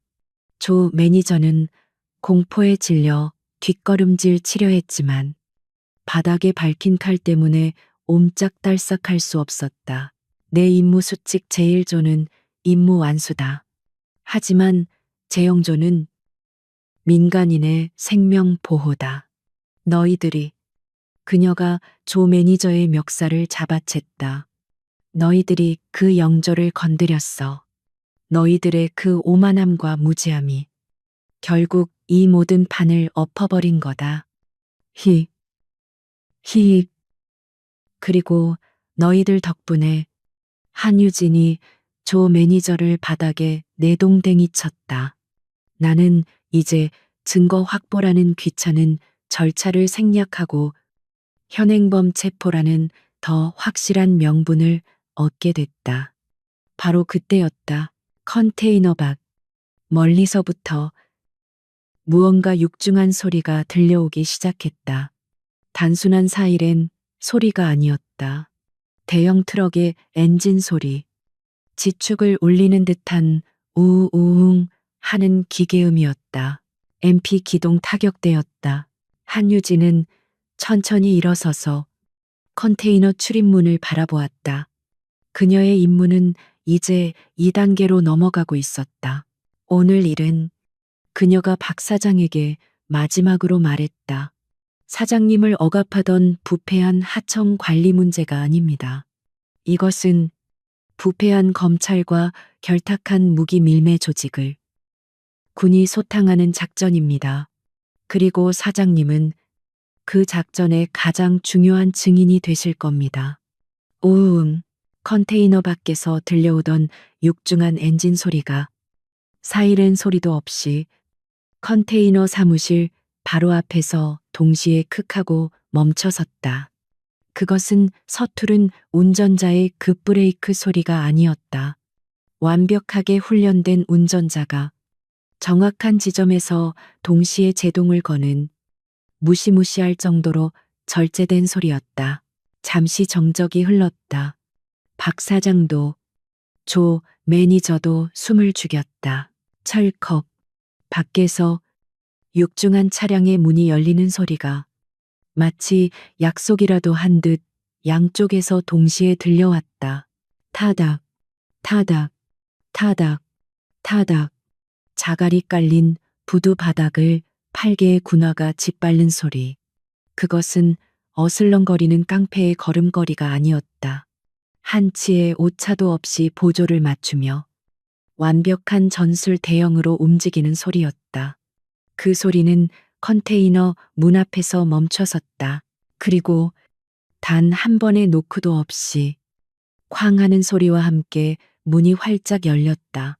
가장 먼저 들어선 것은 검은색 방탄 헬멧과 전술 조끼, 그리고 얼굴을 가린 방독면을 쓴 완벽한 흑복의 군인이었다. 그의 손에는 일반 경찰이 아닌 특수부대가 사용하는 K-ray 기관단총이 들려 있었지만 총구는 위협적이지 않게 아래를 향해 있었다. 그는 문을 열자마자 방 안의 위협 요소를 스캔하며 가장 안전한 구역을 확보했다. 클리어. 그의 뒤를 이어 똑같은 복장을 한 헌병 MP들이 일사불란하게 쏟아져 들어왔다.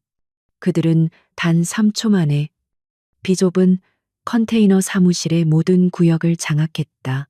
그들의 움직임에는 1%의 망설임이나 혼란도 없었다. 한 명은 쓰러진 박 사장에게로 달려갔고 그 뒤를 이어 붉은 십자가가 그려진 가방을 맨 의무병이 따라붙었다. 민간인 부상자 확인. 2명은 바닥에 쓰러져 신음하는 조폭일과 조폭이, 그리고 책상 잔해에 깔린 김 실장에게로 달려가 그들의 사지를 거칠지만 신속하게 제압했다. 케이블 타이로 그들의 손목을 결박하는 칙 하는 소리가 날카롭게 울렸다.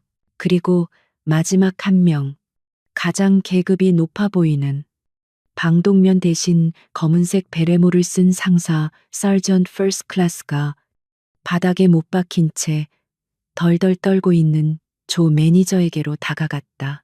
이 모든 것이 조 매니저가 비명을 지를 틈도 없이 단 10초 만에 일어난 일이었다. 이것은 체포가 아니었다. 전쟁터에서 적진을 점령하는 작전이었다. MP 상사는 바닥에 밝힌 접이식 나이프를 경멸스럽다는 듯 쳐다보았다. 그는 장갑 낀 손으로 칼자루를 움켜쥐고 크 하는 기압과 함께 단번에 뽑아냈다. 바짓가랑이가 자유로워진 조 매니저는 그제야 살기 위해 문 쪽으로 기어가려 했다.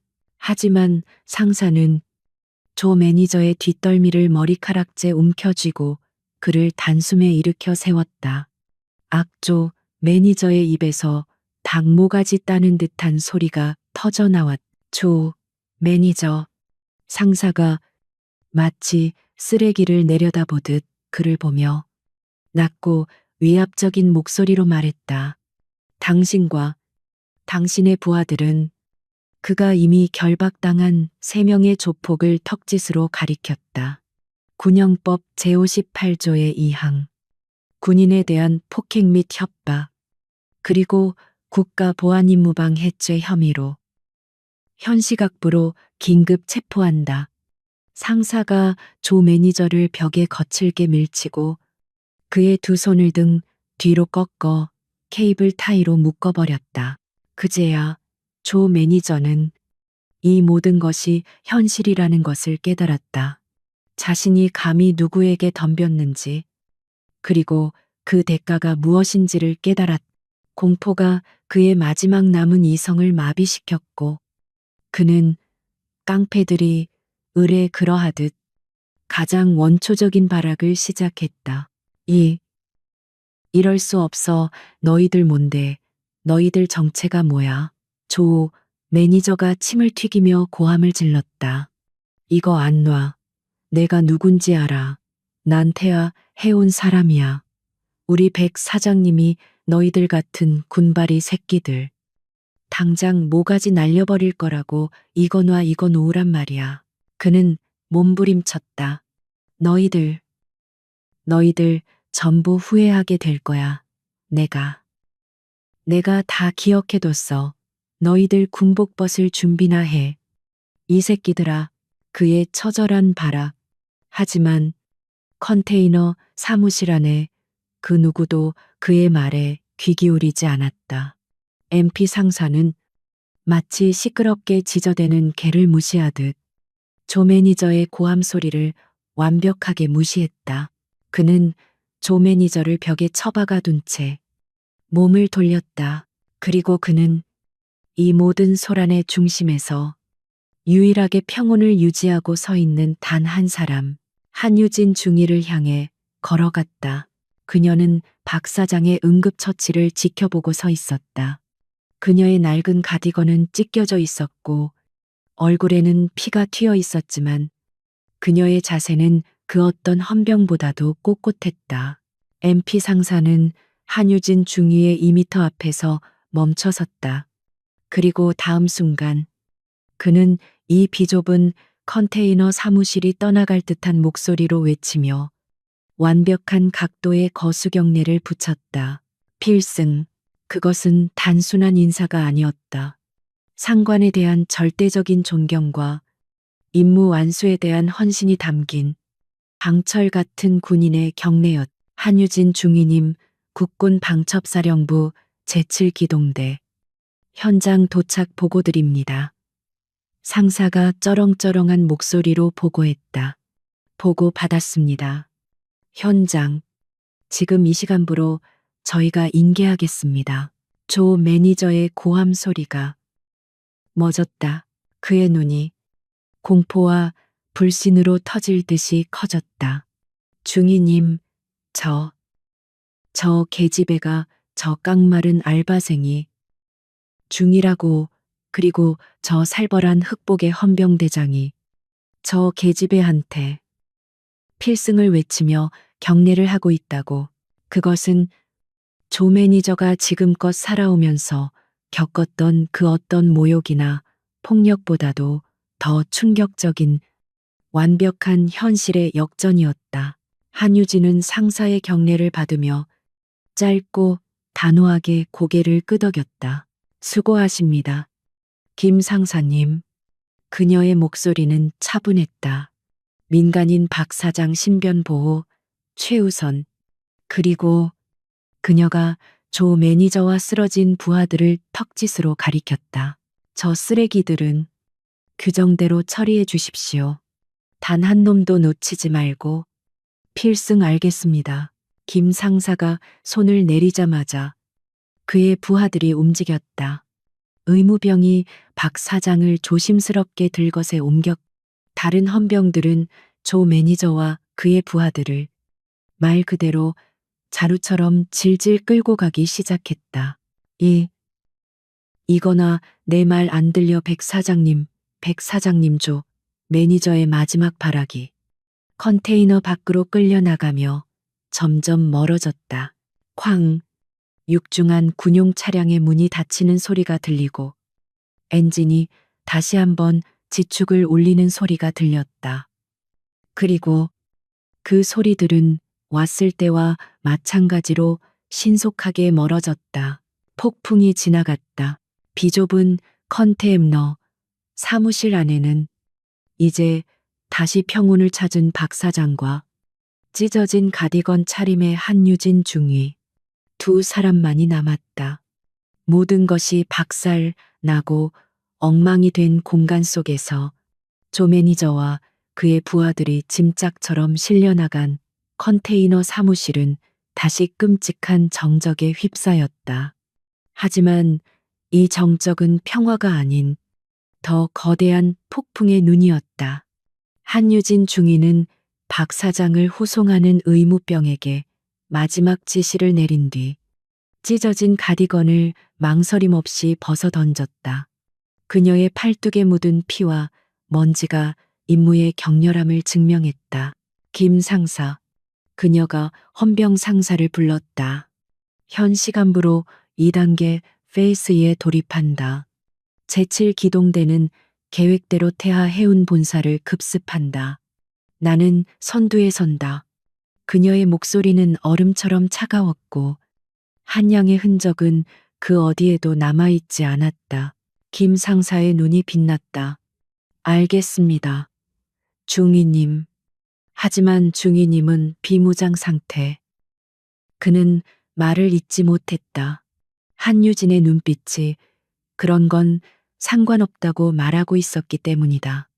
그녀는 컨테이너 구석, 자신이 숨겨두었던 검은색 더플백으로 걸어갔다. 그녀는 그 안에서 자신의 진짜 유니폼을 꺼냈다. 가디건과 청바지가 아니었다. 검은색 UDT 전술 전투복이었다. 그녀는 찢어진 옷을 벗어 던지고 피가 묻은 손으로 익숙하게 전투복을 착용하기 시작했다. 군화끈을 조이고 방탄 플레이트가 삽입된 전술 조끼를 입었다. 그녀의 몸놀림은 낭비가 없었다. 그녀가 장비를 착용하는 모습은 마치 암살자가 자신의 검을 닦는 것처럼 신성하고 살벌했다. 마지막으로 그녀는 허벅지 홀스터의 권총을 그리고 가슴팍 리그의 통신 장비를 결속했다. 알바생 한 양은 죽었고 작전 요원 909 에코가 부활했다. 김 상사, 방첩사령부 본부에 연락해. 서울에 있는 그분의 사무실에도 동시에 진입해야 한다. 내가 이곳 본사의 서버를 확보하는 순간 그가 도망칠 구멍은 없어진다. 그녀가 헬멧을 쓰며 말했다. 이 작전의 성공은 타이밍에 달려 있다. 필승임이 준비 완료되었습니다. 김 상사가 무전기에 외쳤다. 부산, 서울 동시 타격. 작전명 깨끗한 항구 크린 하버 개시. 부산 해운대 마린시티. 태아 해운의 본사가 위치한 40층짜리 유리 빌딩. 그 꼭대기층. CEO 백 회장의 사무실은 지금 이 시간에도 불야성을 이루고 있었다. 그는 방금 전 7번 부두의 조 매니저와 통화가 끊긴 이후 알 수 없는 불안감에 휩싸여 있었다. 이 빌어먹을 조 매니저 새끼. 전화를 왜 안 받아? 백 회장은 최고급 가죽 의자에 앉아 다리를 떨었다. 그는 부산항의 사소한 문제가 자신의 거대한 제국에 흠집을 낼 리 없다고 애써 스스로를 위로했다. 그는 시가에 불을 붙이며 비서에게 소리쳤다. 최 부장검사님께 연결해. 지금 당장. 하지만 비서의 표정이 좋지 않았다. 회장님, 그게 최 부장검사님께서 지금 전화를 받지 않으십니다. 백 회장이 인상을 찌푸린 바로 그 순간이었다. 그의 화려한 사무실 문이 노크도 없이 쾅 하고 열렸다. 누구야? 감히 백 회장이 자리에서 벌떡 일어났다. 그의 눈앞에 검은색 전술 장비로 무장한 군인들이 유령처럼 사무실 안으로 쏟아져 들어왔다. 그들은 사설 경호원들이 제압할 틈도 없이 단숨에 백 회장을 포위했. 이게 무슨 짓이야, 너희들. 너희들 군인 아니야. 여긴 민간인 회사라고. 백 회장이 공포와 분노로 소리칠 때 무장한 군인들 사이로 한 사람이 천천히 걸어 나왔다. 검은 헬멧에 바이저를 올리자 얼음장처럼 차가운 얼굴이 드러났다. 백 회장은 그 얼굴을 알지 못했다. 당신 누군데 당장 이 무기 치우지 못해. 한유진 중위는 백 회장의 책상으로 걸어가 그가 방금 연결하려 했던 전화기의 수화기를 들었다. 또 신호음만 울리는 전화기를 그녀는 조용히 내려놓았다. 그리고 그녀는 백 회장을 바라보았다. 백 회장, 당신의 조 매니저는 지금 군사법원으로 이송 중이다. 혐의는 군인 폭행 및 국가안보방해. 조 매니저가 군인. 백 회장은 그제야 사태의 심각성을 깨달았다. 그리고 당신, 한유진의 손이 백 회장이 그토록 아끼던 이탈리아제 유화 그림을 가리켰다. 당신이 찾던 유령이 누군지 궁금했나. 그녀는 그림 뒤에 숨겨진 패널을 망설임 없이 열었다. 그곳에는 그녀가 한양으로 일하며 알아낸 20자리의 복잡한 암호가 걸린 키패드가 있었다. 백 회장의 눈이 터질 듯이 커졌다. 네. 네가 그걸 한유진은 대답 대신 암호를 입력했다. 삑삑삑 기계음과 함께 벽의 일부가 소리 없이 열리며 수십 개의 하드드라이브가 붉은 빛을 뿜어내는 비밀 서버실이 모습을 드러냈다. 그곳에 모든 이면 장부와 밀수 내역, 그리고 검은 돈의 흐름이 담겨 있었다. 난 당신의 회사에서 2달간 일했거든. 한유진이 헬멧을 벗으며 질끈 묶었던 머리를 풀었다. 대한해운 격리부. 한양이었다. 한양. 백 회장은 마치 귀신을 본 듯한 표정으로 뒷걸음질 쳤다. 그 순진하고 어리숙해 보였던, 그저 숫자에나 밝은 줄 알았던 그 계집애가 지금 자신의 제국 심장부에 무장한 군인들을 이끌고 서 있었다. 이럴 리가. 이건 함정이야. 최 부장검사가 그를 찾나. 한유진이 자신의 손목에 찬 전술시계를 보았다. 지금쯤이면 그도 꽤 바쁠 시간인데 바로 그 시각 대한민국 서울특별시 서초동 대검찰청 모든 권력의 심장부, 그곳에서도 가장 높은 층에 위치한 한 부장검사의 사무실. 최 부장검사는 자신의 거대한 책상에 앉아 방금 막 도착한 부산발 보고에 심기가 매우 불편해져 있었다. 태아 해운의 백 회장이 계속 전화를 걸어왔지만 그는 일부러 받지 않았다. 꼬리가 길면 잡히는 법이었다. 멍청한 백 회장놈. 이 시기에 이를 터뜨려 그가 혀를 차며 서류를 뒤적이던 순간이었다. 그의 비서가 당황한 목소리로 인터폰을 눌렀다. 부장검사님, 지금 국군 방첩사령부에서. 비서의 말이 채 끝나기도 전에 쾅 하고 사무실 문이 열렸다. 이게 무슨 무례한 짓인가. 최 부장검사가 자리에서 벌떡 일어났다. 그의 눈앞에 정복을 차려입은 국군 방첩사령부의 대령이 2명의 헌병 장교와 함께 서 있었다. 그들은 검찰청의 그 어떤 경호 병력의 제지도 받지 않고 이 성역의 심장부까지 들어온 것이었다. 최 부장검사, 당신의 직함은 이제 중요하지 않게 됐군. 방첩사령부의 대령이 차가운 목소리로 말했다. 여기는 검찰청이지. 군사법정이 아니네. 자네들 지금 월권 행위하고 있는 거 알아. 당장 내 사무실에서. 최 부장검사가 고함을 치며 책상 위에 검찰총장 직통 전화를 잡으려던 순간 대령이 태블릿 PC 하나를 그의 책상 위로 던졌다. 화면에는 실시간 영상이 떠 있었다. 낯선 여자 군인 한유진이 태아 해운의 백 회장을 체포하고 그의 비밀 서버룸을 확보하는 장면이. 이게 최 부장검사의 얼굴이 하얗게 질렸다. 백 회장의 서버입니다. 대령이 말했다. 부산항에서 우리 UDT 요원이 방금 확보했습니다. 그리고 그 안에는. 대령이 태블릿을 한 번 더 터치했다. 화면이 바뀌며 최 부장검사의 이름이 명시된 수백억 원대의 입출금 내역과 암호화된 통화 기록이 화면을 가득 채웠다. 그것이 바로 검찰이 막은 해운 비리의 실체였다.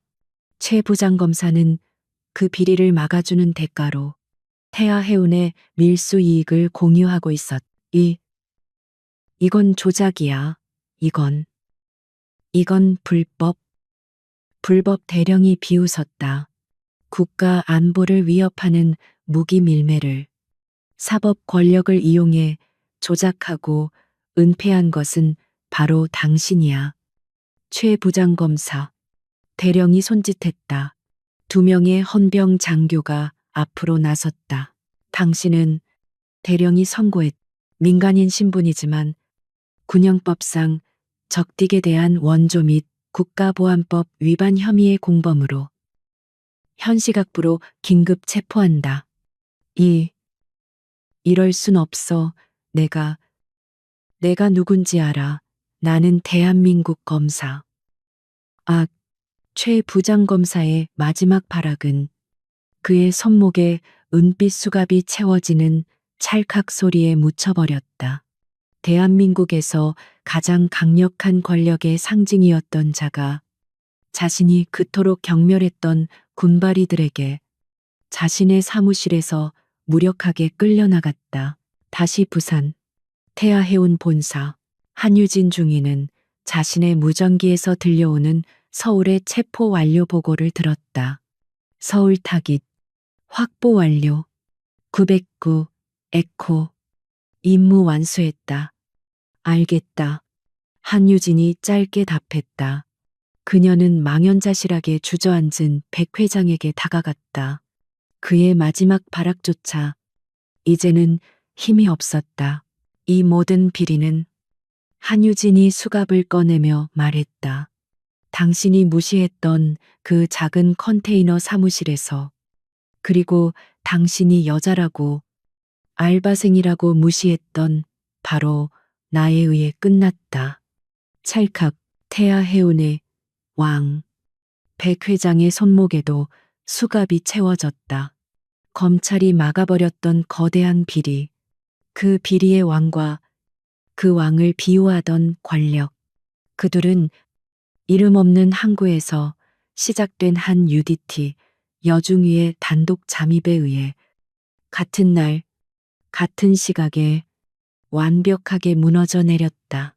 그날의 총성과 비명, 그리고 세 명의 건장한 사내가 한 여성에게 처참하게 제압당했던 7번 부두의 컨테이너 사무실.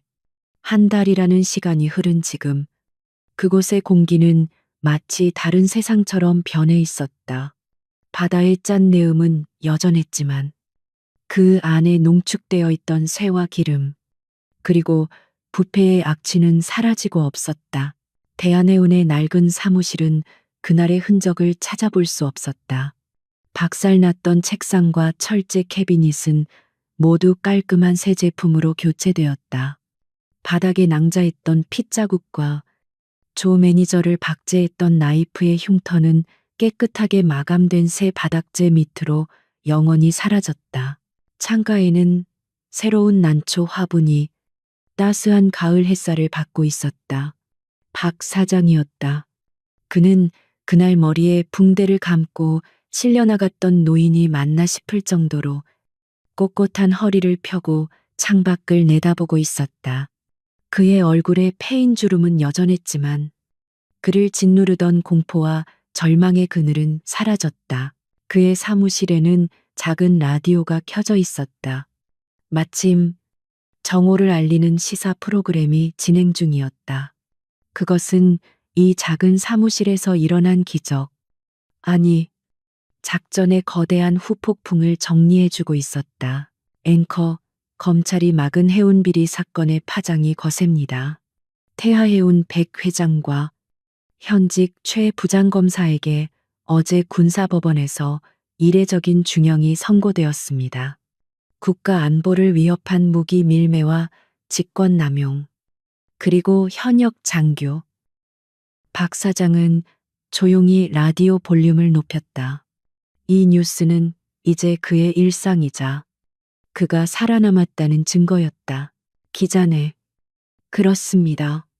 이번 사건은 특히 검찰의 제19 감싸기와 부패가 국가안보에 어떤 치명적인 위협이 될 수 있는지 보여주었습니다. 최 부장검사는 민간인 신분임에도 불구하고 무기밀매를 고의로 은폐하고 적을 이롭게 한 혐의가 인정되어 앵커 국민들의 충격이 큰데요. 특히 이 모든 것을 밝혀낸 것이 검찰이나 경찰이 아닌 군, 그것도 UDT 소속의 한 여군 장교였다는 점이. 라디오는 그녀의 이야기를 하고 있었다. 언론은 그녀의 신상을 특정하지는 못했지만 단독 잠입, 여중이, UDT라는 키워드는 이미 전설처럼 퍼져나가고 있었다. 태아해우는 공중분해되었고 그들과 결탁했던 모든 조직이 뿌리 뽑혔다. 부산항 7번 부두는 더 이상 조용한 항구가 아니었다. 이제는 MP 헌병들의 순찰차가 정기적으로 돌고 세관의 검사 절차는 상상을 초월할 정도로 꼼꼼해졌다. 박 사장의 대한해우는 그 혼란 속에서 유일하게 살아남아 오히려 더 커졌다. 그는 더 이상 수상한 짐을 나르지 않았다. 대신 국군 방첩사령부와 정식으로 계약을 맺고 투명한 군수물자 보급의 일익을 담당하게 되었다. 불법의 통로가 안보의 통로로 바뀐 것이다. 이것이 한유진 중위가 만들어낸 지속 가능한 변화였다. 박 사장은 라디오를 껐다. 그는 더 이상 과거의 악몽을 곱씹을 필요가 없었다. 그는 자신의 새 책상에 앉아 깨끗한 운항일지를 정리했다. 모든 숫자가 정확했고 모든 화물이 합법적이었다. 그는 평생 처음으로 진정한 평화를 느끼며 업무에 집중했다. 바로 그때 컨테이너 사무실 문을 누군가 부드럽게 똑똑하고 두드렸다. 그날의 폭력적인 침입과는 비교도 되지 않는 정중하고 예의 바른 노크 소리였다. 누구시오? 박 사장이 의아해하며 대답했다.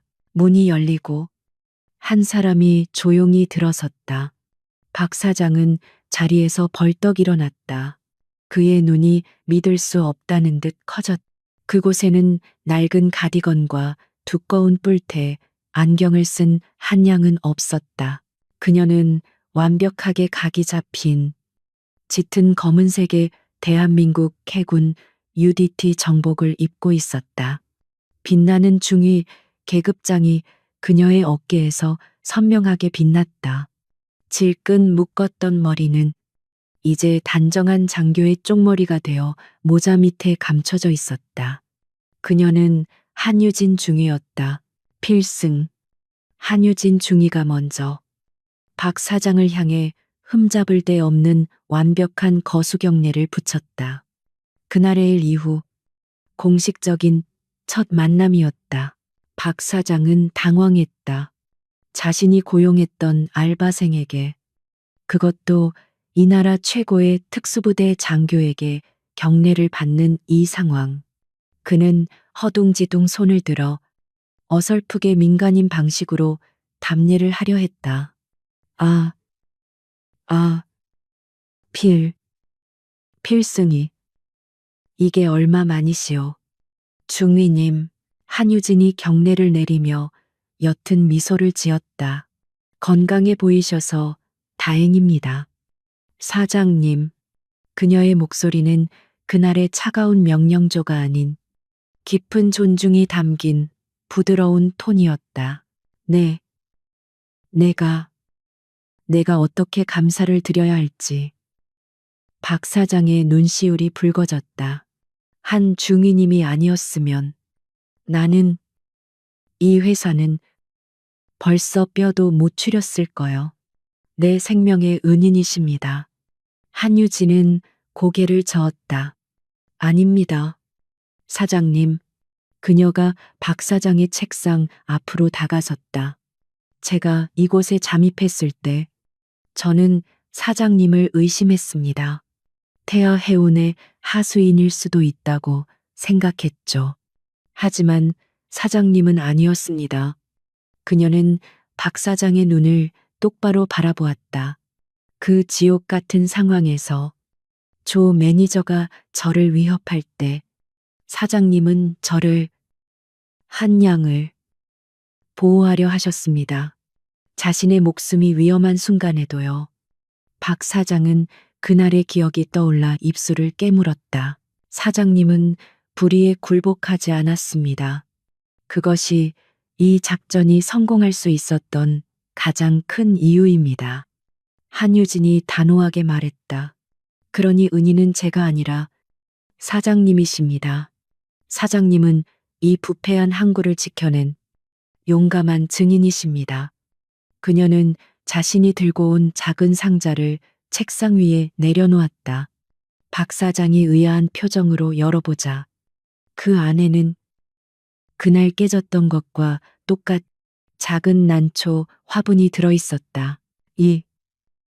이건 그날 제가 지켜드리지 못했던 것 같아서 마음에 걸렸습니다. 한유진이 말했다. 새로운 사무실에는 새로운 난초가 어울릴 것 같아서요. 박 사장은 그 작은 화분을 들고 한동안 말을 잇지 못했다. 그것은 단순한 선물이 아니었다. 파괴되었던 일상의 회복이자 새로운 시작을 의미하는 그 어떤 훈장보다도 값진 위로였다. 이제 저는 정말 가봐야 합니다. 한유진이 자신의 모자를 고쳤으며 말했다. 서울 본부로 복귀 명령이 났습니다. 아마 또 다른 알바 자리를 구하러 가야 할 것 같습니다. 그녀가 농담처럼 말하며 웃었다. 부디 몸 조심하시오. 박 사장이 진심을 다해 말했다. 그리고 정말 고마웠소. 한양도, 그리고 한 중위님도. 한유진 중위는 더 이상 말없이 마지막으로 박 사장을 향해 다시 한번 거수경리를 붙였다. 그리고 그녀는 뒤돌아 망설임 없이 컨테이너 사무실을 나갔다. 박 사장은 창가로 달려갔다. 사무실 밖 7번 부두에 깨끗하게 포장된 도로 위에는 짙은 국방색의 군용 지프가 그녀를 기다리고 있었다. 그녀는 조수석에 올라탔고 차는 굉음이나 요란한 경적 소리 없이 조용하고 신속하게 부두를 빠져나갔다.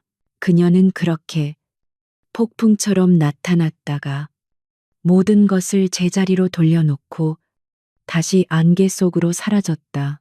박 사장은 그녀가 사라진 길을 한참 동안 바라보았다. 그리고 그는 한유진 중위가 선물한 새로운 난초 화분을 가장 햇살이 잘 드는 창가에 올려놓았다. 그것은 이 작은 사무실이 거대한 부패와 폭력을 이겨냈다는 승리의 증표였다. 이 이야기의 교훈은 명확했다. 진정한 힘은 조 매니저처럼 고함을 지르거나 백 회장처럼 돈으로 찍어 누르거나 최 부장검사처럼 권력을 휘두르는 것에서 나오지 않았다. 그것은 언제든 부서질 수 있는 가짜 힘이었다. 진정한 힘은 한유진 중위처럼 묵묵히 자신의 임무를 수행하는 규율과 어떤 상황에서도 약자를 보호하려는 신념에서 나왔다. 가장 시끄럽고 가장 거대하며 가장 오만했던 자들은 가장 비참하고 초라하게 무너져 내렸다. 그리고 이 모든 지옥을 끝낸 것은 그들이 그토록 여자라고 알바생이라고 약해 빠졌다고 무시했던 뿔테 안경 너머의 그 차가운 눈빛이었다. 그러니 절대로 겉모습만 보고 사람을 얕보지 마라. 당신이 오늘 무시하고 지나친 그 평범한 사람이 어쩌면 당신의 세상을 구하거나 혹은 당신의 세상을 심판할 수 있는 가장 무서운 특수부대원일지도 모르니까. 분위기 전환. 시청자에게 직접 말하는 톤으로 오늘의 사이다 이야기 어떠셨나요? 겉모습만 보고 여자 알바생이라며 무시하고 짓밟으려 했던 조 매니저와 태하해온 일당. 그들은 결국 자신의 정체를 숨기고 단독 잠입 임무를 수행 중이던 UDT 여중이 한유진 중위에게 제대로 참교육을 당하고 말았습니다. 검찰이 막아버린 거대한 비리의 고리를 그녀는 단신으로 끊어버렸습니다. 여러분은 이 통쾌한 반전, 그리고 자신의 임무를 완수한 한유진 중위에 대해 어떻게 생각하시나요? 여러분의 생각을 댓글로 자유롭게 남겨주세요. 오늘 이야기가 정말 시원하고 통쾌했다면 저희 채널의 좋아요와 구독 버튼 꼭 눌러주시는 것 잊지 마세요. 다음에도 여러분의 가슴을 뻥 뚫어줄 더 시원한 사이다 이야기로 돌아오겠습니다.